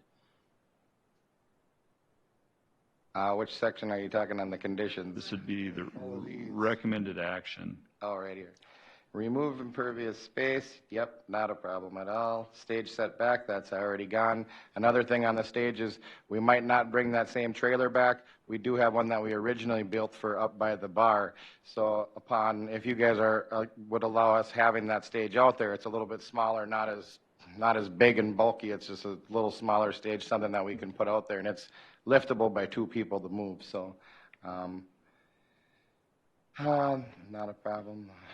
Consider music allowed 35 events, not a problem. Consider shutting down capacity, yes. Yeah, we don't really have a whole lot of problems with anything on here. Again, on the lighting, we're just asking for a little bit of leadership from anybody, whether it be the lake people, and we can be on the phone with somebody, and we just want to fix it. We really want to just fix it, whatever it takes to make everybody satisfied, I suppose. Okay. So. All right. Any other questions for the staff or the applicants? Well, are we going to get to the lights at some point? Yeah, we can talk about lights now. Because I was out there and the lights are extremely bright. And so I did some checking, and there's a thing called dark sky lighting. Have you ever heard of that, or your electrician? Yeah. It's supposed to take care of pollution. I have no idea how it works. I just saw it, and it's supposed to keep the light more. So as far as our lighting goes, right now we have 5 20,000 lumen lights in there. They're LED. They're the bright white. They're made to be able to see. You could see them on the moon if you aimed them that direction, I think. And maybe that was our fault from the beginning. We were looking for safety on the dock. We're not looking to get rid of the lights. We're still looking for huge safety factor down upon the water. We set timers on the lights. The timers do go off. They turn off at 11. Again, you have to remember summertime is 9:30, dark. Yep. 11 is not. We'd shut them off by then. We are more than willing to put what do you call them, hoods. I talked to our electrician today, and he said that they could fabricate, they don't make them, but they can fabricate hoods that would work on those lights. I don't know if that's completely the solution again, but we would be willing to take those lights down from 20,000 lumen each and go to a 10,000 lumen light, and then go to are you maybe more familiar with the older light? They're more of a yellowish. Mm-hmm. They're a little bit easier to look at, but again, that just because it's easier to look at doesn't mean that it's less. Right. It's just basically a perspective from your vision. Your eye is going to give you that, but it's going to seem like less. So I think that there's a way to, and the only other thing is moving the lights closer to the water. If we want to move the lights closer to the water and then shine them back towards the building. But again, that's kind of why we're here. We're looking for a solution, whether it's from you guys to help us, or whether it's from the people on the lake that'll be willing to help us and make everybody happy. We don't want to shine lights. I get it. I saw the pictures, and I actually have never driven on that side of the road. It's bright. It's bright. Absolutely. And he said we do have room to turn the lights down still. We can turn them down actually. Do you mean this way or dimmer? So actually, the light sits like this. This would be you guys would be the lake, and the light sits like this. So we can actually go like to almost straight level, or even tilt them a smidge this way. Because what I want you can still be able to see the light from across the lake, but I don't want you to see the light bulb. Does that make sense? Right, because that's what you can actually see. Correct. That's what you can see, and we're willing to. And I think if we have to put a hood onto that to even protect it a little bit more, we're okay with that. So those are the options that we come up with. We don't know how else to fix it, and we wanted to kind of get a little bit of advice from you guys before we Somebody had told me, they said, put them out like on the docks, and I said, metal and water and electricity don't work that good together. No. They need to be where they are, or you had said if they were lower down from the top of the bank down, but then you're getting into, if we had rain like the spring, everything would be underwater. Absolutely. Very dangerous. And solar lights, I honestly, I just don't feel are bright enough or are the perfect answer as far as when it comes to safety purposes. Yeah. So. A little feedback. I've spent some time on Schneider Lake. I think directionally, if you, like you mentioned, you're angling those things down to illuminate the docks like you're intending to. Correct. That helps. And I don't know if you'd even need the shade at that point, but that's more consistent with what the ordinance states. And that should bring you into compliance and take care of that. They have to get the reflection off of the lake gets almost as bad as the lights in some points. The true statement, the reflection though, shouldn't be as potent when it's not coming at an angle. Have you ever brought a boat in there? It's, Can you see? um, Sometimes, actually, if you're driving against a bright light, it's tough to see, to come up to the dock, I would think. it actually gets easier as you get closer because then everything else is lit up. But some comment. I think if you're going that direction in angling the lights and then looking at that hood, so basically from this angle, you're not going to be seeing the light bulb as you stated. That's going to Correct. I don't know how to stop seeing the reflection off the water. I don't. Again, tell me what to do. Let's do it. That's kind of where we're at on the situation. We're happy to work with and just make it happen. So. But you got your electrician, and he takes a lighting expert. Yeah, and he said no problem. He goes, you want to try the 10,000 luma lights? We can put those in and see if they work for you. If not, there's other options. Okay, what's our other option? Our other option is going and bringing them down closer to the water. Either way, price-wise, it doesn't matter. It's about the same. But I mean, bringing them closer to the water. But again, I don't know that putting them on the dock is the answer. No, I don't think it is either. And honestly, I mean, I just feedback, and his opinion one, and anyone else can chime in. But if you look at this photo, I'm not sure whose dock that is. It's a good view. But if you were to, there's going to be reflection off the water, and you can see it from the houses and the lights coming out of the house. If you're getting more consistent with that kind of lighting, and which should get a lot better if you're angling those lights, I think it's going to take care of a lot of the issues. Thank you for highlighting that. We'll keep going. We're going to get to public comments here, and my recommendation would be to work with the neighbors and stuff to get that. I think if you take care of it there and others around the area, it's all subjective, right? Some people will want zero lights. Some people. But you're gonna get that sense of where it's reasonable. So, okay. So we talked about lights. Any other comments or questions for staff or the applicant? All right. Those you guys good or anything else you want to share? Okay. All right. With that. We will move on to the public hearing. And we have a bunch of letters that came in that have all been submitted to Planning Commission members. So if you sent a letter in, Jen, you can read some of those. However, if you want to speak tonight, then we'll, I guess we can use that for the public testimony. And then Jen will avoid reading some of the comments. So if anyone wants to come up and speak, you sure can. Otherwise, Jen will read she'll read the email comments and kind of summarize them. Yeah, if you want, and just kind of create a line. And what I'd encourage you to do is you can try to keep it as concise as you can, a minute, 2 minutes, something like that. Try to keep it short. And then if you get long, I'll just be like, I won't play the music like the Emmys.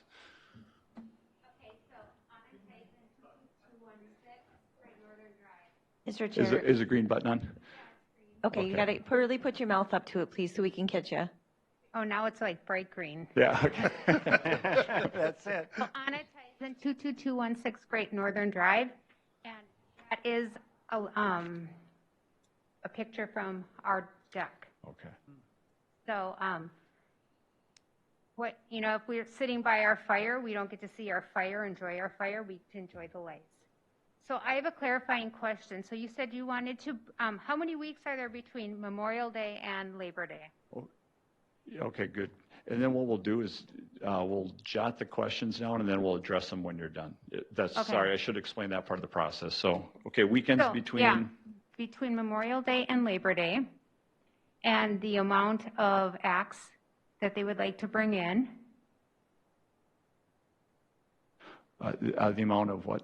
Acts or bands that they want to bring in. Yep. And then how many weekend days are there no acts or bands playing? Because you can see the proximity of my deck to Shady's. And if their band is playing until 6, 7, 8, when can I enjoy a dinner, a quiet dinner on my deck? Okay. Thank you. Very good, thank you. And we'll, just because there'll probably be a bunch, if you guys want to address those questions now, I think a couple of you might have mentioned already. I don't know how many days there are between Memorial Day and Labor Day, I guess. I did look it up today, but I totally forgot. Again, we're asking for 35 permits. We only have 24 bands booked as of today. And I told her that she is not allowed to book anymore. Let's just leave it where it is for right now. And again, I don't know on the days, but our bands are set for. I can actually just look really quick here. Sorry. And she sent me the schedule on it actually. So June. It's Saturdays and Sundays. So Saturdays from 2 to 7 and Sundays from 2 to 6 are our times in June, July, August, and September. So the 24 bands that we're talking about, that is not just Labor Day, Memorial Day. That is also goes into the end of September. So that goes, and I think it's the first weekend of September, so there's 2 more bands after that. So between those, Labor Day, Memorial Day, we actually have 22 bands. Mr. Chair, according to Deb, who is super helpful, she says there's 99 days between Memorial and Labor Day and 15 weekends. I think that's what the speaker was asking. yes, yeah, thank you, and Deb is helpful. And theoretically, if the stage is facing away from these people on this side of the lake, should hear a lot less of it, because the sound should go into the golf course. That's the noise thing to try to figure out.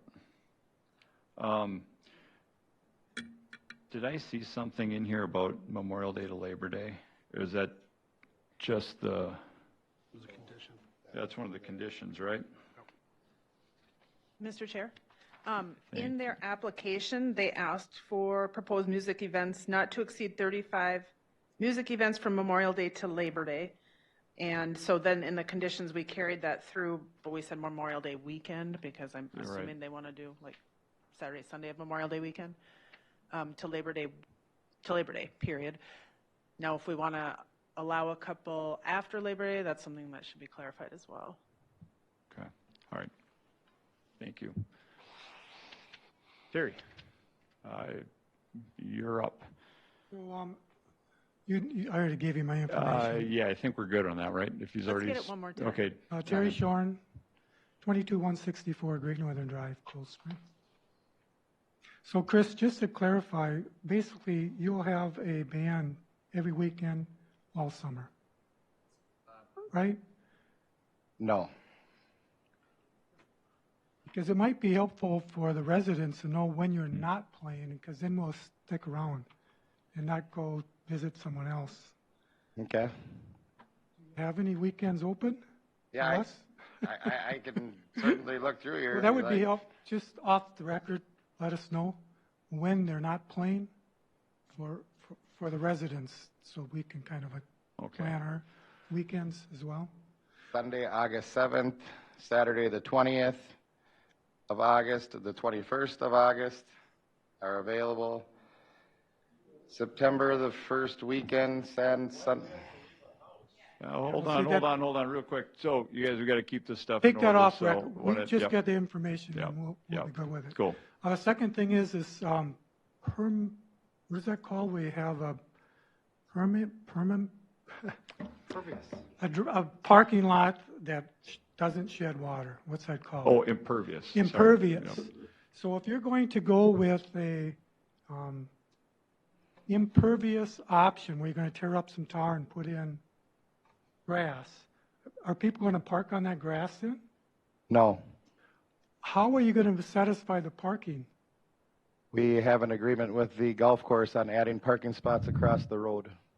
Okay? So my final comment Yeah, is, and real quick, one more thing we're going to do, just so if you can, we'll list the questions, and then, Chris, if you can wait to respond, we'll just, got it. we'll keep it. And then the we'll- final comment is precedence. Mhm. For the last 5 years, we've been seeing, Chris, where you guys are not following what you already were, what was proposed. You're doing things against the rules. You're constantly doing things beyond what you were permitted. And how can we trust you to do what you're saying now? I mean, your precedence is horrible.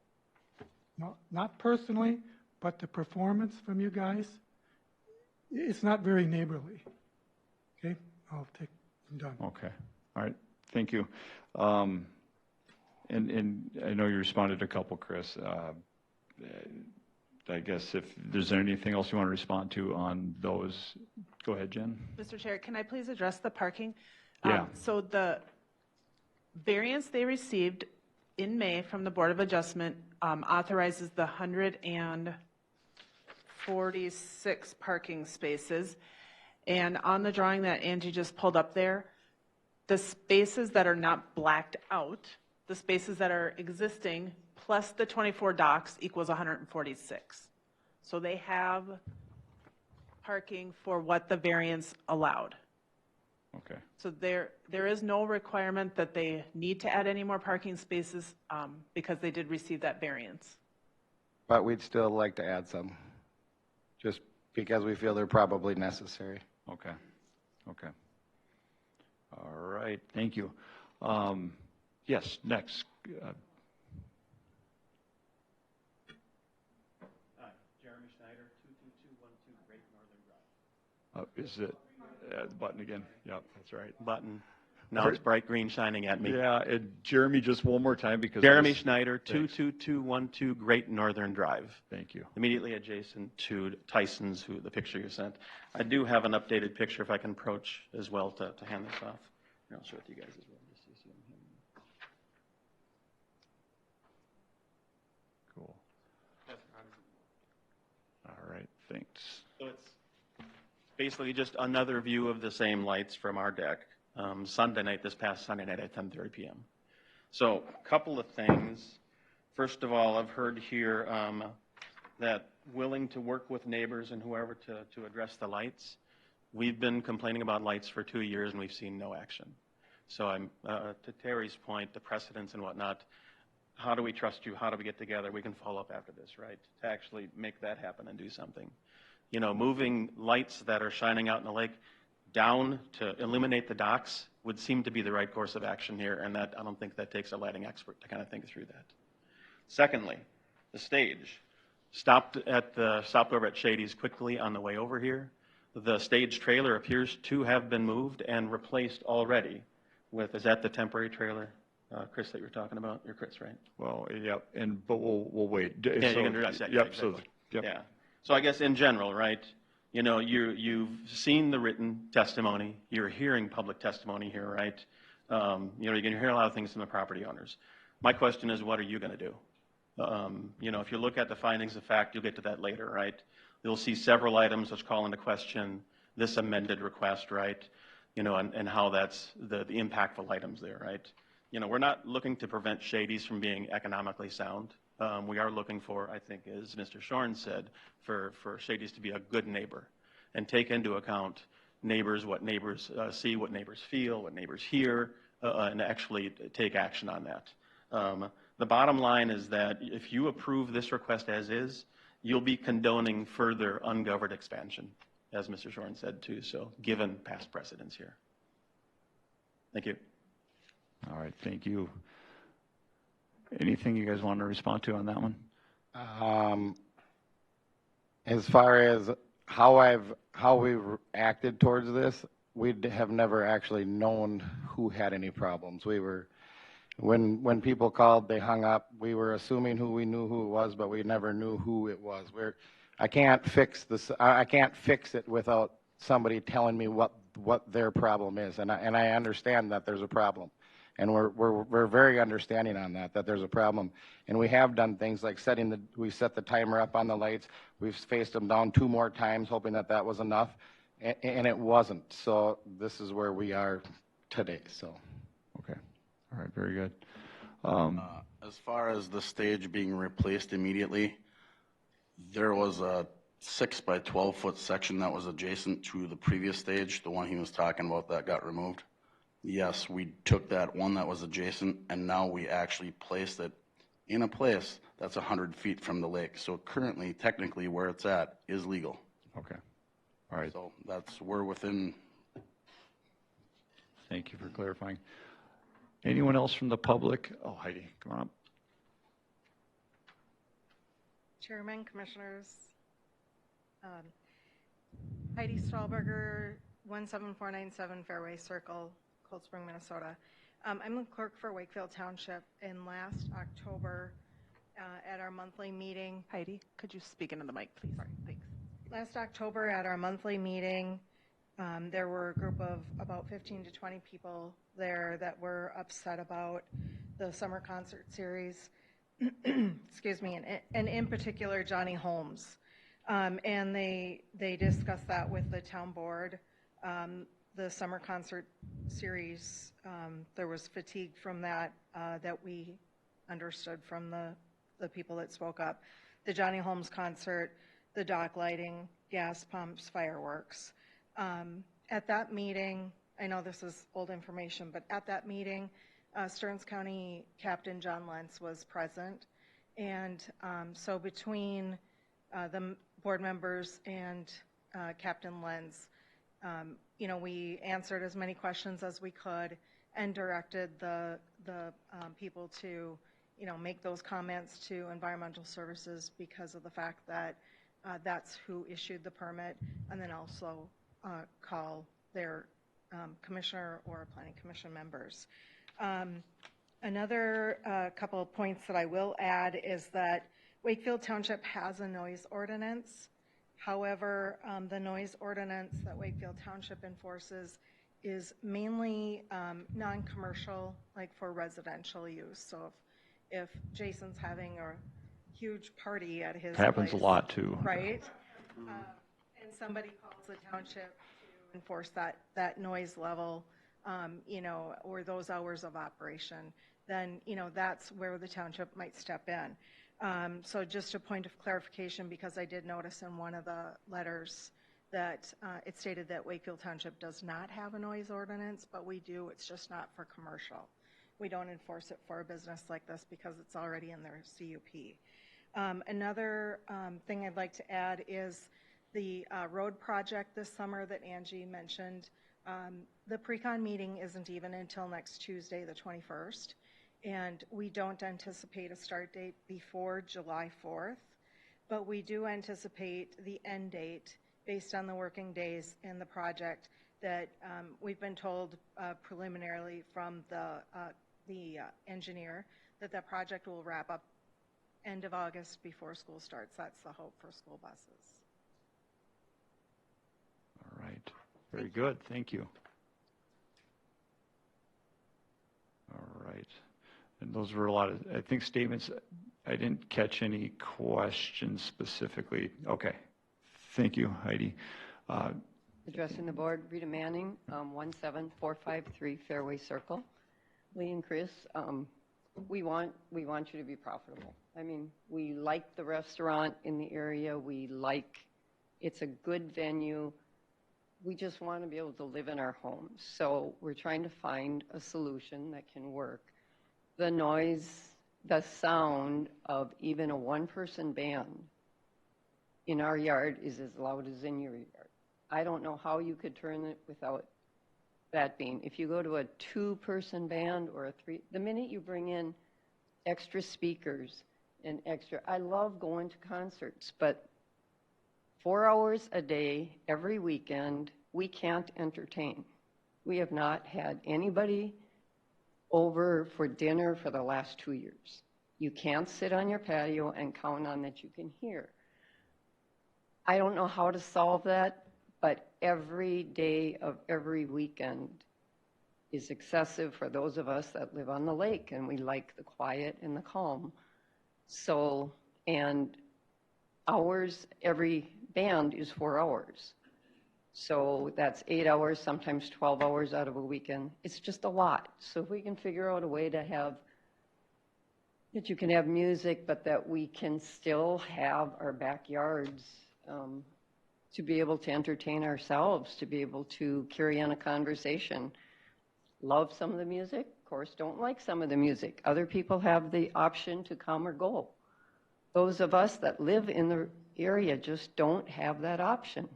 And when the band gets really loud, even in our house, you can't go in and close the doors and close the windows. It's still the same volume. So, thank you. Thank you. All right, any response? Are you guys good on that one? Okay. Tom. My name's Tom Terhar, 17635 Jansen Drive, Cold Spring, Minnesota. We here represent a lot more people than are here. And these people basically helped us formulate on what we need to say in order to get our message out. The only message I really have that there's a lot of older people who live in the lake, on the lake. There's children still on the lake who need to get to bed by 8 o'clock. There's relatives coming over from hundreds of miles away to see their family. If this doesn't work, this is the only question I have. Being representative to all these people, what will it take to shut this down if this doesn't work? That's my only question. I'm not saying I'm not supportive, but what is it going to take if there's continual stretching of the rules and ending up still with the same problem? Thank you. All right, thank you. I think staff, we can address that question, basically violations of a CUP. Yes. Go ahead, Jen. Yeah, Mr. Chair, Planning Commission members, if there are continued violations of the CUP, we would bring the the permit back to you to consider revoking it. And then if the Planning Commission and Board were to revoke the permit, they would have to cease operations. Mr. Chair, Angie Berg, I'll just kind of chime in on that too. So outdoor music is only allowed if they can meet the state noise standard. Yep. So if they can't meet the state noise standard, the Planning Commission and the Board still cannot allow them to have music.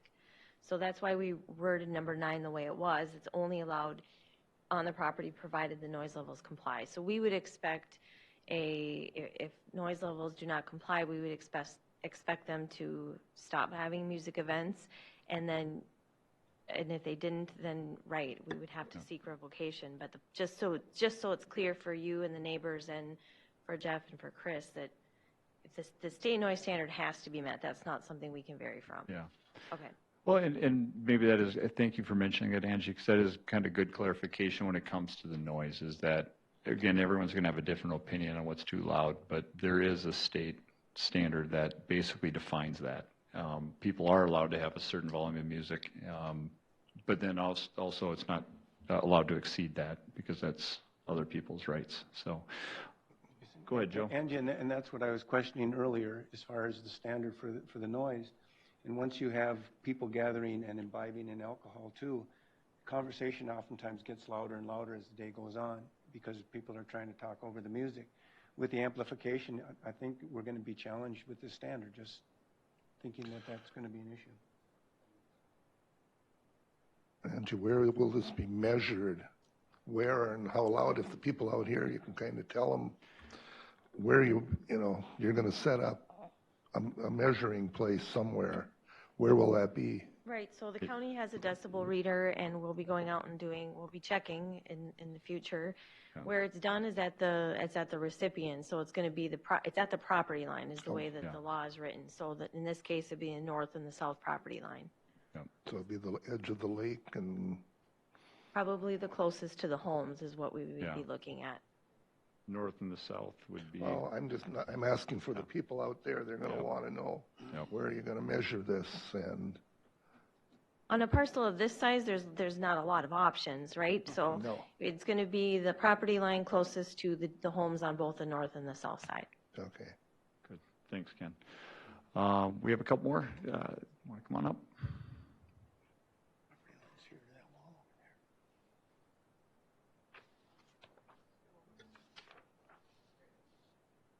Hi, I'm Cece Bartek. We are the gray cabin right next to you at 17553 Jansen Drive. And about 40 years ago, my parents bought this cabin as a refuge for all of us to go and enjoy Minnesota summers and to fish and to kind of get away and to use this as a place of peace. And it's an absolutely gorgeous place. The whole area is. But unfortunately, and it's not that I'm not that I don't partake in, entertainment or friends and all of that ourselves, but it's gotten to be where we're out on our deck and we can't hear each other when we're at dinner. Or yesterday I had somebody come in to look at windows, putting in new windows in our house. And that concerns me, is that a lot of the neighbors, it seems like I'm hearing that we're changing to support you. And the golf course has always been such a great, solid representation of Richmond and Cold Spring. And we all do support it. Your restaurant, my God, my kids love going there for meals, and the people have been kind, your workers. But it's just, with our problem, it's just the noise.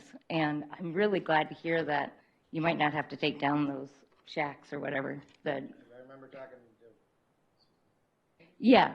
back when we originally bought it, and he's like, you're not tearing those sheds down, are we? And I said, I hope not. Yeah, because that really helps with the sound barrier. So I'm really glad to hear that. I'll report that back. That's very good. So, but if there's just a sound thing, I appreciate that it's not going late into the hours, but it's just, like I said, it's just the sound. I don't know if we could even, you're moving all these things, but I don't know, turn it down just a little. I don't know if the volume thing is just, before doing all that, can we, I don't know, if that could, if you could try, test that out. But like I said, and that's the neatest thing. Someone at the bakery yesterday said something about Minnesota nice. And I'm like, oh my gosh, I got my oil changed. I got my, we're doing all these different things, supporting the businesses here. And it is Minnesota nice. And it's about being neighborly. And we want to be neighborly to you. But I want it also to be a place where we don't find, garbage all over, just things like that all of us expect and respect everybody. So that's thank you very much. Thank you.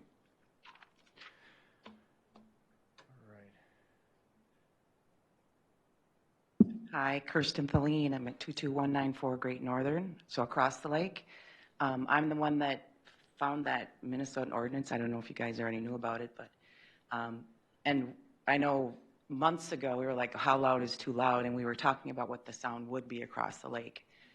I'm the one that 2 weeks ago, I just downloaded a free app, so it's not an official decibel meter, but across the lake it was above, and for one guy with a guitar with a very loud amp.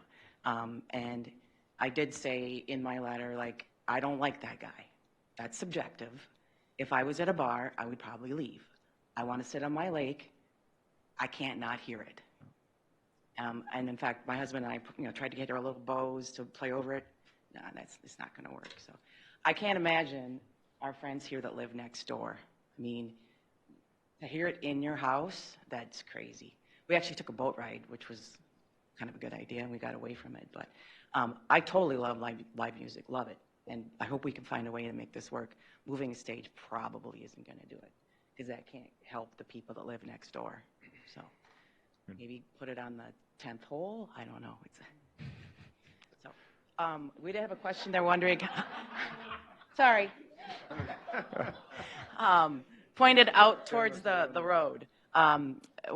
What is the current seating capacity? I don't know. We talked about number of tables, so I don't know if that was, somebody had a question on that. Just curious. Go ahead, you can. Sure. address that one. Well, the permitted 6 picnic tables outside, we assumed 6 people per picnic table is our math. So 36 would be what the current CUP allows. What is the current seating capacity? Oh, the current on-site, I counted 110 when I was out there recently. Thank you. All right, go ahead. Linda Linz. I live on 17616 Jansen Drive. We moved in the area into Stearns County a couple of years ago, and just moving into Stearns County has had a lot of different rules and things that we had to follow as a new homeowner in the area. The thing that resonates with me, I think the biggest issue is we have a direct conflict of a business that's looking to be an entertainment center, within a residential area. That's bottom line. I, like some of the other people, I love going and listening to live music. We go to the Pioneer Place, we go all over the place and listen to music constantly. But the thing that I'm most concerned about and what I heard, what I've read here, is it's blow by the stipulations that you agree to, and then a few years later you're sitting here and now trying to get an ordinance or an exception to comply with what you've already blown by. And so back to Tom's comment and some of these others, when will we be here again, because we're in the same boat with where we're at today. My concern is these venues, just whenever you have music, why not bring them inside? I mean, if music, all we talked about is how to solve the outside, you're not going to. The lake echoes. Anybody even going by, you can hear everything they're saying on their boats. So they're listening to music going by. So it's just, I just think the outside is not going to, we're not going to get there. I guarantee you it's going to be, eventually we're going to be hearing a lot of complaints over the time in the summer, and especially, like I said, for some of the people that live right next door to it. But we need to figure out if we can bring some of the music inside. Why have it all be outside? And I get it. Everyone loves to sit outside in the summer in Minnesota, but I don't know what more to say. But even in the winter when we had the curling tournament or whatever was going on, that lake was lit up like crazy at night. There were people accessing the lake because in the winter, you don't need to land a boat. So they're coming through private property to get on the lakes. It was nuts. So we're just getting more and more of a violation and a push where people test the boundaries, the different traffic coming through the neighborhood. It's just not good all around. So just for what it's worth. Thank you. Hi, my name is Harold Lemke, 17649 Jansen Drive. My wife and I bought here about 8 years ago, and we bought because of the environment we lived in. Very quiet, beautiful place, and I want you to be successful, Chris. I was involved during the COVID in supporting you. But I'll tell you this, that I can understand an ordinance, but who's going to enforce it? And how's it going to be enforced? If you randomly come out and check, who knows what that means? This could happen in a moment. So who do I call? How do I deal with this? And I believe you've got it's untenable. You're not going to be able to manage it because some guy that Chris will have come in will get rowdy. People will get rowdy. And I'm going to pick up the phone and call somebody, but I don't know who that is because there's nobody that will enforce it today. Because as the clerk said, the only thing that's enforceable is me being too loud and my neighbor gets mad at me. If Chris gets too loud or Chris's representative gets too loud, there's nothing I can do about it. And your meter's not going to help me do that. So that's all I have to say. I just think it's an untenable situation. I don't see a solution except what was just mentioned, maybe going inside with many of those. So thanks. All right, thank you. Mr. Chair, I'd like to address that issue. A question comes up a lot. So Environmental Services does not work on nights and weekends. The Stearns County Sheriff's Department does. We would suggest you not call 911 because it is not an emergency, but they do have a non-emergency phone number, and I can pull that up and share that with others or state it at the end of the meeting. How that works is you call the Sheriff's Department, they come out, and we share our noise monitoring equipment, so they do have the capability of monitoring it. They create an incident report, they send it to us, we read it Monday morning. I call Chris, and we try to work it out. And working it out means if they are in violation, we say, you got to turn it down, or you need to buy your own equipment. You need to have a sound engineer on site. We've managed this before in other properties. We know the steps to take. Sometimes it takes longer than people like, but that's kind of that's the process we have to work with. Okay. Thank you. Go ahead, Joe. And then, Angie, too, is if we have repeated violations, then it comes back to the board here, or it goes back to a Board of Adjustment, and we can remove the CUP, correct? Right, Mr. Chair, Commissioner Persky, so if they didn't comply with the state noise standard, upon Environmental Services informing them that they're in violation, if they did not stop their music events or turn the amplifier down or whatever it means, and they just kept doing it, then our attorney's office would get involved immediately, and it could be a cease and desist order, it could be revocation, but yes, they could risk their entire CUP for the business over the music if they don't deal with just the music issue. Does that make sense to everybody? Yep. Okay. Or remove parts of the CUP, correct? Right. In other words, just cease the music. They would need to cease the remedy to the music problem would be stopping music. The County Planning Commission and Board can't seek to revoke a permit if the violation is remedied. So that's what I'm trying to explain. If music is an issue, they deal with it, then we can't just, let's have another meeting to talk about their permit. That's not allowed by state law. Gary, I know you're coming up, and there's a few others. I'm going to throw this out there. We're at 9 o'clock. Public testimony still open. I'm being a little selfish because I've been gone all week. I haven't seen my kids, so I was going to try to catch before bed. But I'm going to throw this out there based on observation, and otherwise you can keep going. Hearing the comments in the room and seeing the stuff on the conditions, would you guys be open to continuing this? And the reason I would recommend that is to just have a neighborhood gathering to work through some of these items that have now been kind of clarified and stated, with the hope to change this from a bunch of people that have concerns. It sounds like there's a few trust issues about implementation. So just to kind of ferret out some of the, what's the process? How do you assure some of these things are going to happen? I think the chances of things moving forward would go a lot better in the next round. Don't know that, but it always helps to have a lot of support. But just throwing it out there, otherwise we can keep moving. But I don't know if that's something you're open to. No, I'm open to it. This actually becomes very helpful for us because I actually have some contacts. I can actually see who's here. I have the phone numbers on their letters where I'm able to call them. That's pertaining to the lights, the light portion of it. Again, the sound or outdoor events.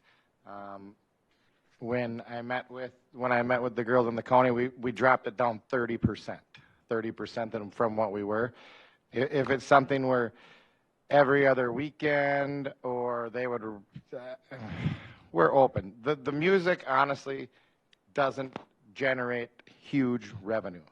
The music keeps people there and keeps them entertained for hopefully that they have another drink or that maybe they have an appetizer. So it's not something that is huge revenue generated by any means. So when I talking to my electrician, he said, "Do you want me to turn these lights down today?" I said, "No, wait till after the meeting because I want them to be able to see the change in it, and if there is any. First, I want to turn the lights downward to see if that helps." And I'm able to call any of these people that wrote a letter. I'm able to call them and say, "Is this better?" and work from there. So by extending it and doing that type of a thing, absolutely. On the music side of it, I don't, again, facing the music towards the bar, closing it at, being done by 7 p.m. at night, going down to 25 events, those are all things that we're trying to change that stuff. We're trying to fix it, but we're also trying to provide a little bit of entertainment out on the patio area. So, back to the point, just trying to balance everything. I think you'll have a better shot. And the continuation, that could go back 1 month, or how difficult does that work? Yeah, Mr. Chair, if you want to continue it to a date specific, you can do that. The next meeting is July 21st. So if you think you can have some ideas and resolutions before that, we can do that. Another option is to table it, and then we have to renotice it for the date it's coming back. Okay. Any other members have issues? If the applicant's okay going that route? Is it just 3 left? Yeah, we can do that. I'm okay, because we haven't closed the public hearing, so that's fine. I probably jumped ahead. I was just going to say, also, if we allow the people that are standing here to speak. Oh, yeah, that's totally cool. I just was going to try to get ahead of that, so. All right, Gary. Hope you didn't get tired standing there. Gary Manning, 17453 Fairway Circle. My question to the board, in the way you had it written up for music events, 35 events between Memorial Day, Labor Day. That's a lot. That's twice every weekend, including those plus 5 to spare. And I think the wording should be different. If we're going to work something out here, that should probably be down to 20 events outdoor per year, not just that time. We got to look at, what's going on, because all of a sudden we go down here. No offense, but God, we need some days that we just don't have to listen to it.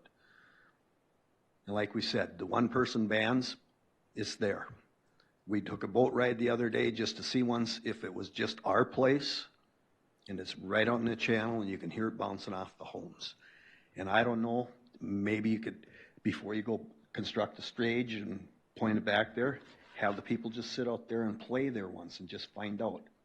And at any given time, you can walk over on our property and listen. Because, I'm not going to get on the Johnny Holmes bit, because that was totally, it was a mistake, yep. Totally different there. But that's a big thing there.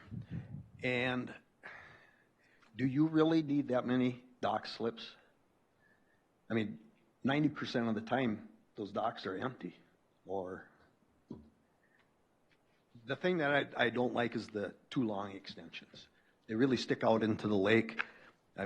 It happened to be this year when the lids were off, boats drove into them. They hit them, just from being out there, not expecting to be out that far. And so that's the things that I got. Thanks. Thank you. Hello, my name is Sherry Bryant. I live at 17613 Finch Court. The first things, I just have 2 quick things. One is whether what's going on will affect property values for some of the homeowners, especially if you live next door to them. I would never buy a home next door to a venue like this. The second thing is we've lived here for 5 years. We have a retaining wall. Our home faces Great Northern and the channel. And the number of boats that go through there we've already seen some deterioration with our channel, or with our retaining wall on the channel side. And there's a buoy there, and so theoretically that's supposed to slow down traffic, but in the past 2 to 3 years, we've seen traffic increase tremendously. And so at some point in time, our problem might be unique, but I do think that from an environmental standpoint, we have to look at the shoreline and how that's affected through that channel.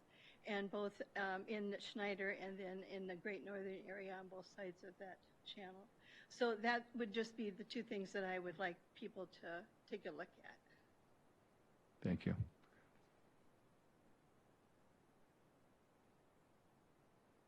Hi, last but not least, hopefully Jeremy Schneider, 22212 Great Northern Drive again. 2 follow-ups. One is maybe to the township. Do we have the appropriate process, mechanism, or ordinance in place to actually get a violation recorded? As we call the sheriff's office, is that just a complaint and that doesn't really kind of register from a conditional use permit perspective? So that's maybe a question that can be answered by the township or you all if you're able to. Secondly, to Jason, if we, assuming we could continue this to the next meeting, does that mean it's just business as usual until then? If so, that's another month of the summer with unregulated, ungoverned kind of activities. So what does the continuance actually mean? Yeah, good question. I don't know the question to township. I don't know that staff knows that either. The second question regarding operation until it's heard again. Correct me if I'm wrong. Anything that's in violation currently of the approved conditional use permit wouldn't be able to be allowed between now and the next date, July 21st. Is that accurate or incorrect? So, Mr. Chair, we do have a stipulation agreement with the property owners, which is a legally binding agreement allowing them to continue operating while they're working this out. But I still maintain and want to be clear that if there's a violation of the state noise standard, that compliance agreement does not give them the right to violate the state noise standard. So if we go out in the next month and we find that there's an issue, I still need to work with Chris and Lee they need to cease music or figure out a way to meet the standard. Okay. Does that make sense? Yes, and Okay. So to make sure I heard that right, there's certain things that they're still within their time to try to work through. But when it comes to noise, that is a state standard which has to be maintained immediately or adhered to immediately. Correct. Okay, thank you. Mr. Chair, I can Yes, address Jen. the question about registering a complaint. So as Angie indicated, if you have a complaint or a perceived violation evenings or weekends when you can't reach us, there is the non-emergency phone number you can call, and the sheriff's office will register a incident report, as Angie stated earlier, and they send those right over to us, and they're in our inbox when we get to work. So that's how your complaint would be registered, is if you contact the non-emergency number. And you can even call us too the next day when we're in the office and let us know about it as well. I'm glad you're feeling young. All right. Heidi, I think you're going to address the question. And to add to that, the CUP is issued by Stearns County Environmental Services, Planning Commission, and Commissioners. So Wakefield Township really doesn't have a formal process to deal with this because it's Shoreland Overlay District. Good. Thank you for clarifying. Okay. How does that work if this would continue? Do we formally need to close public hearing? How does? That is up to you. You can close the public hearing and continue action on it. Yeah. Or you can just leave the public hearing open and continue it and take testimony again at the next meeting. Okay. Yeah, or you can close a public hearing and reopen it. It doesn't matter. It's the Yeah, same thing. doesn't matter. Yeah. One and the same. Are you guys, would you want to continue it? And it's ultimately up to the applicant whether or not they want to continue. We just want to resolve it however we can, so if it's easier that way or easier this way, it doesn't really matter to us, I guess. Either way for us to extend it or to not is ideally the same. We're still going to try to go ahead and make those changes, so. It would maybe be better for us to hold it and then maybe have a talk with some of the people and maybe come to an agreement on some days or a bi-weekly schedule or I understand it and I get it. Our first bar was in New Munich and the town population is 90 people and we're a bar that's centered in the middle of the town. I mean, we had noise complaint after noise complaint after noise complaint. It's not a new thing, but it wasn't, there was a house right there, and it's the same concept here. We want to work with the neighbors. I get along with most of them that I know. I don't know everybody, but if there's like I said, an every other weekend schedule or a different kind of schedule that makes everybody more, happier, again, we're fine with it. We're okay. Mr. Chair, the department is recommending it be continued regardless because of the lighting. What we don't want to happen is environmental services staff makes the decision on behalf of the Planning Commission and the board what we believe lighting meets the requirements. We're passing that on to you guys. So we're already suggesting it be continued. I think as you, Mr. Chair, had recommended, and Chris, have a neighborhood meeting. We can be there. You all as Planning Commission members can't be there. We can come if you want us to come, sort out all these things, come back with a plan, and that's what you would consider either at your July meeting. Are we in June? July meeting or your August meeting? Yep. So again, as Jennifer and I were chatting, I don't think it matters if it's a month or 2 months because they're still able to operate under the stipulation agreement that they have. Notwithstanding the state noise standard. Okay. So I would say take as much time you all think you need to come back with a solid application that can be considered by the Planning Commission. Yeah. So, Mr. Chair, for continuation, so we're looking at the conditions on the permit. So if we see conditions, maybe we have the applicant come back with lighting options, and then a music schedule that you work out with the community members that we can achieve some level of consensus. Yeah. So we can come back with more framed conditions. I might be a little pot committed on some of those because of me telling them that we're hiring those people, but at future or even advance, like going into August I'm able to call or September I'm able to call, but for July I don't want to tell these people that they're not hired anymore and they don't have anywhere to go. So I mean, other than that, we're definitely more willing to do exactly what you say and just kind of 20 days a year is better than 20 days a year. It is 20 is better than none. So I don't know if I can make an official recommendation, so don't consider this official. But I would start with the lights, and then I would work on the volume, and then work through the rest of this. I mean, there's a variety of things, but I think those are two big ones. You get those resolved, I think you can work through the rest of them. And then when this comes back to Jason's point, I mean, you've kind of got a copy of different conditions, so just try to check off as many boxes as you can, and then ultimately we're just a recommendation body. We're trying to work through property rights for everybody. So the easier that is for us to make a recommendation one way or the other, the better off it is for everybody. Mr. Chair, isn't this kind of, when they come back, we hope everything is resolved? Yeah. It would be the best case scenario. Very true. Well, Joe? Angie, and then the impervious gets resolved regardless, correct? Okay, so I need to make a motion to continue, right? Okay, so formally, I guess we need a motion. So, Mr. Chair, I would move we continue this with the public hearing being open to our July 21st commission. Do we want to or should we let the applicant set the date of continuation? So if we do it July 21st and we're not ready, we can continue again.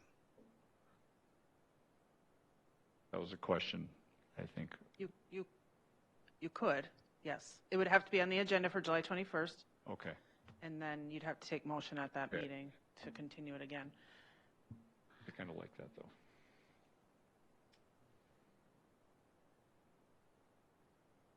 Mr. Chair, it's a double-edged sword, right? Because you think, oh, that's a whole month away, we have all this time. Well, not everyone has all this time, including the public that's here. You have 4th of July in there.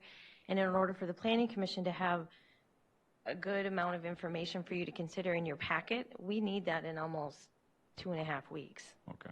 Yeah, 3 weeks maybe, right, Jen? Yep.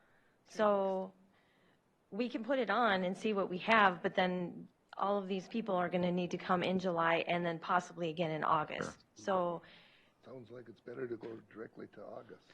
Or you table it, and then we'll bring it back when it's ready. We'll do a new public hearing notice. Or, okay.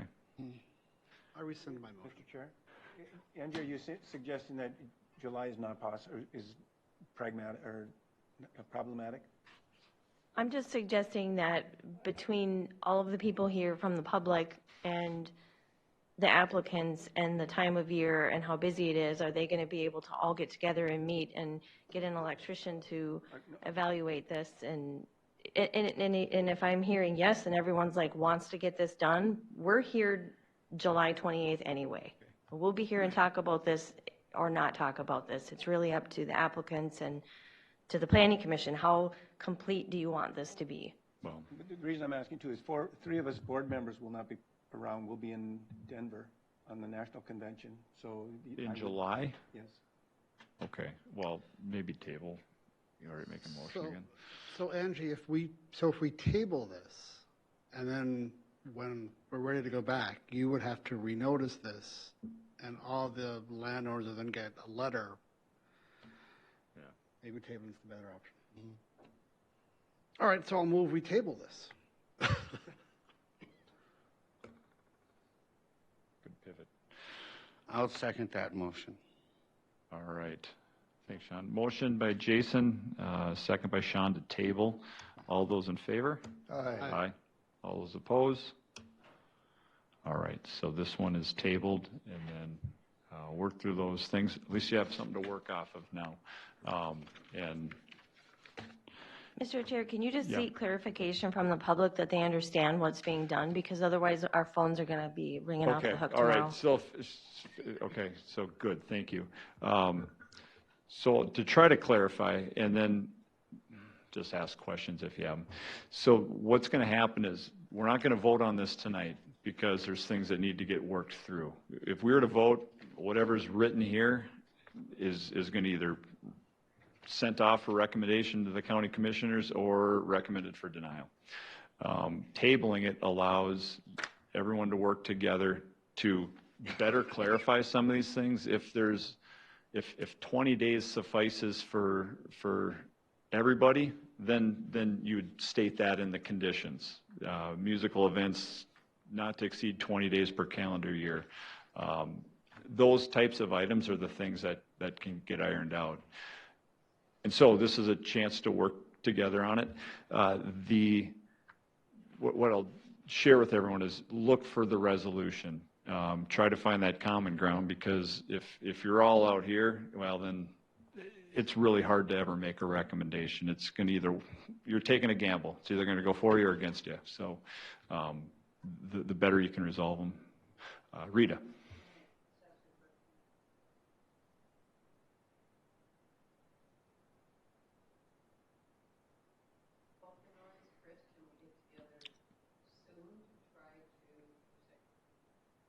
Tonight, if you'd like to, sure.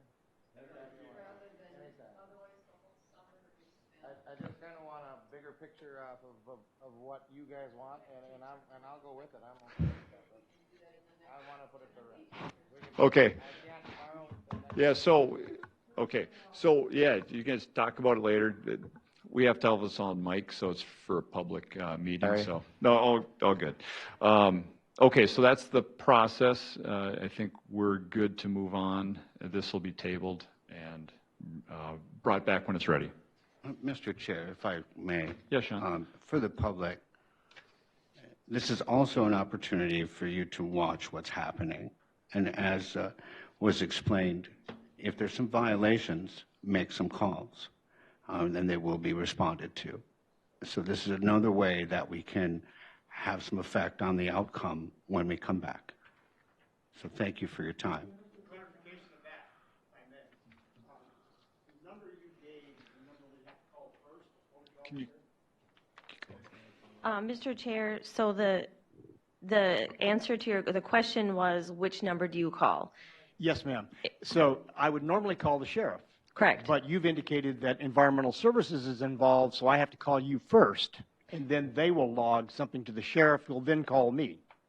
So Correct? just to be clear, if it is in normal business hours, Monday to Friday, Monday through Friday, 8 to 4:30, you can call environmental services because our phone lines are on. If it is a Friday, Saturday, or Sunday, we are not working, our number you'll have to leave a voicemail.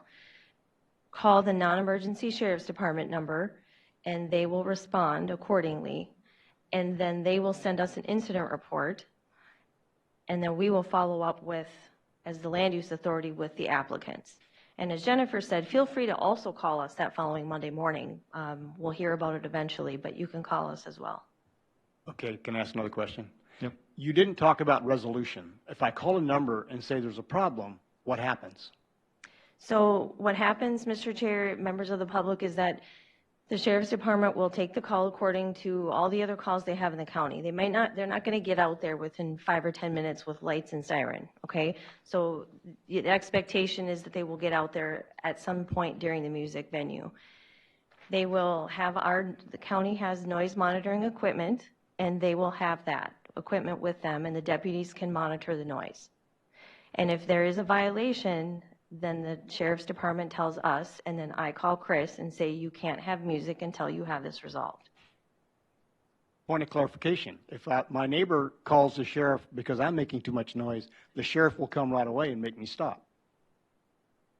How is that different from this? I can't speak to the sheriff's department protocol because I don't work with them or for them. I'm telling you how we handle zoning violations with our sheriff's department. That doesn't resolve the issue at the time it's happening. So the resolution of the issue, Mr. Chair, is this process. Yeah. And as I stated earlier in the meeting, it can take time and patience, and I understand that's frustrating, and we are following all the rules that we have to follow. Yeah. Yeah, Okay, thanks.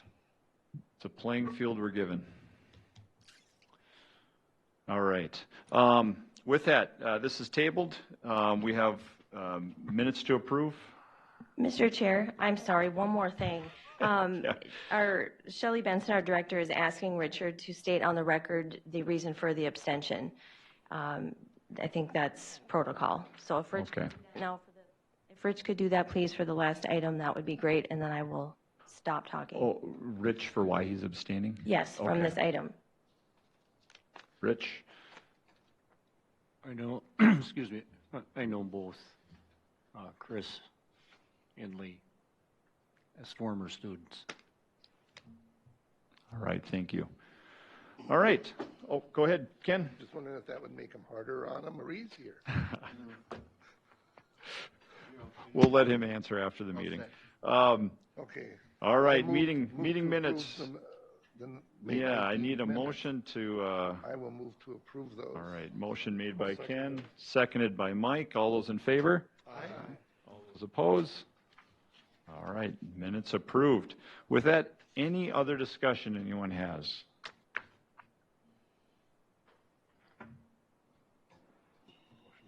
All right, motion to adjourn. I move we adjourn. Thank you, Sean. Motion made by Sean, seconded by Jason Schwienerman. Thank you. I thought you were hitting your mic. All those in favor? Aye. All those opposed? Meeting adjourned.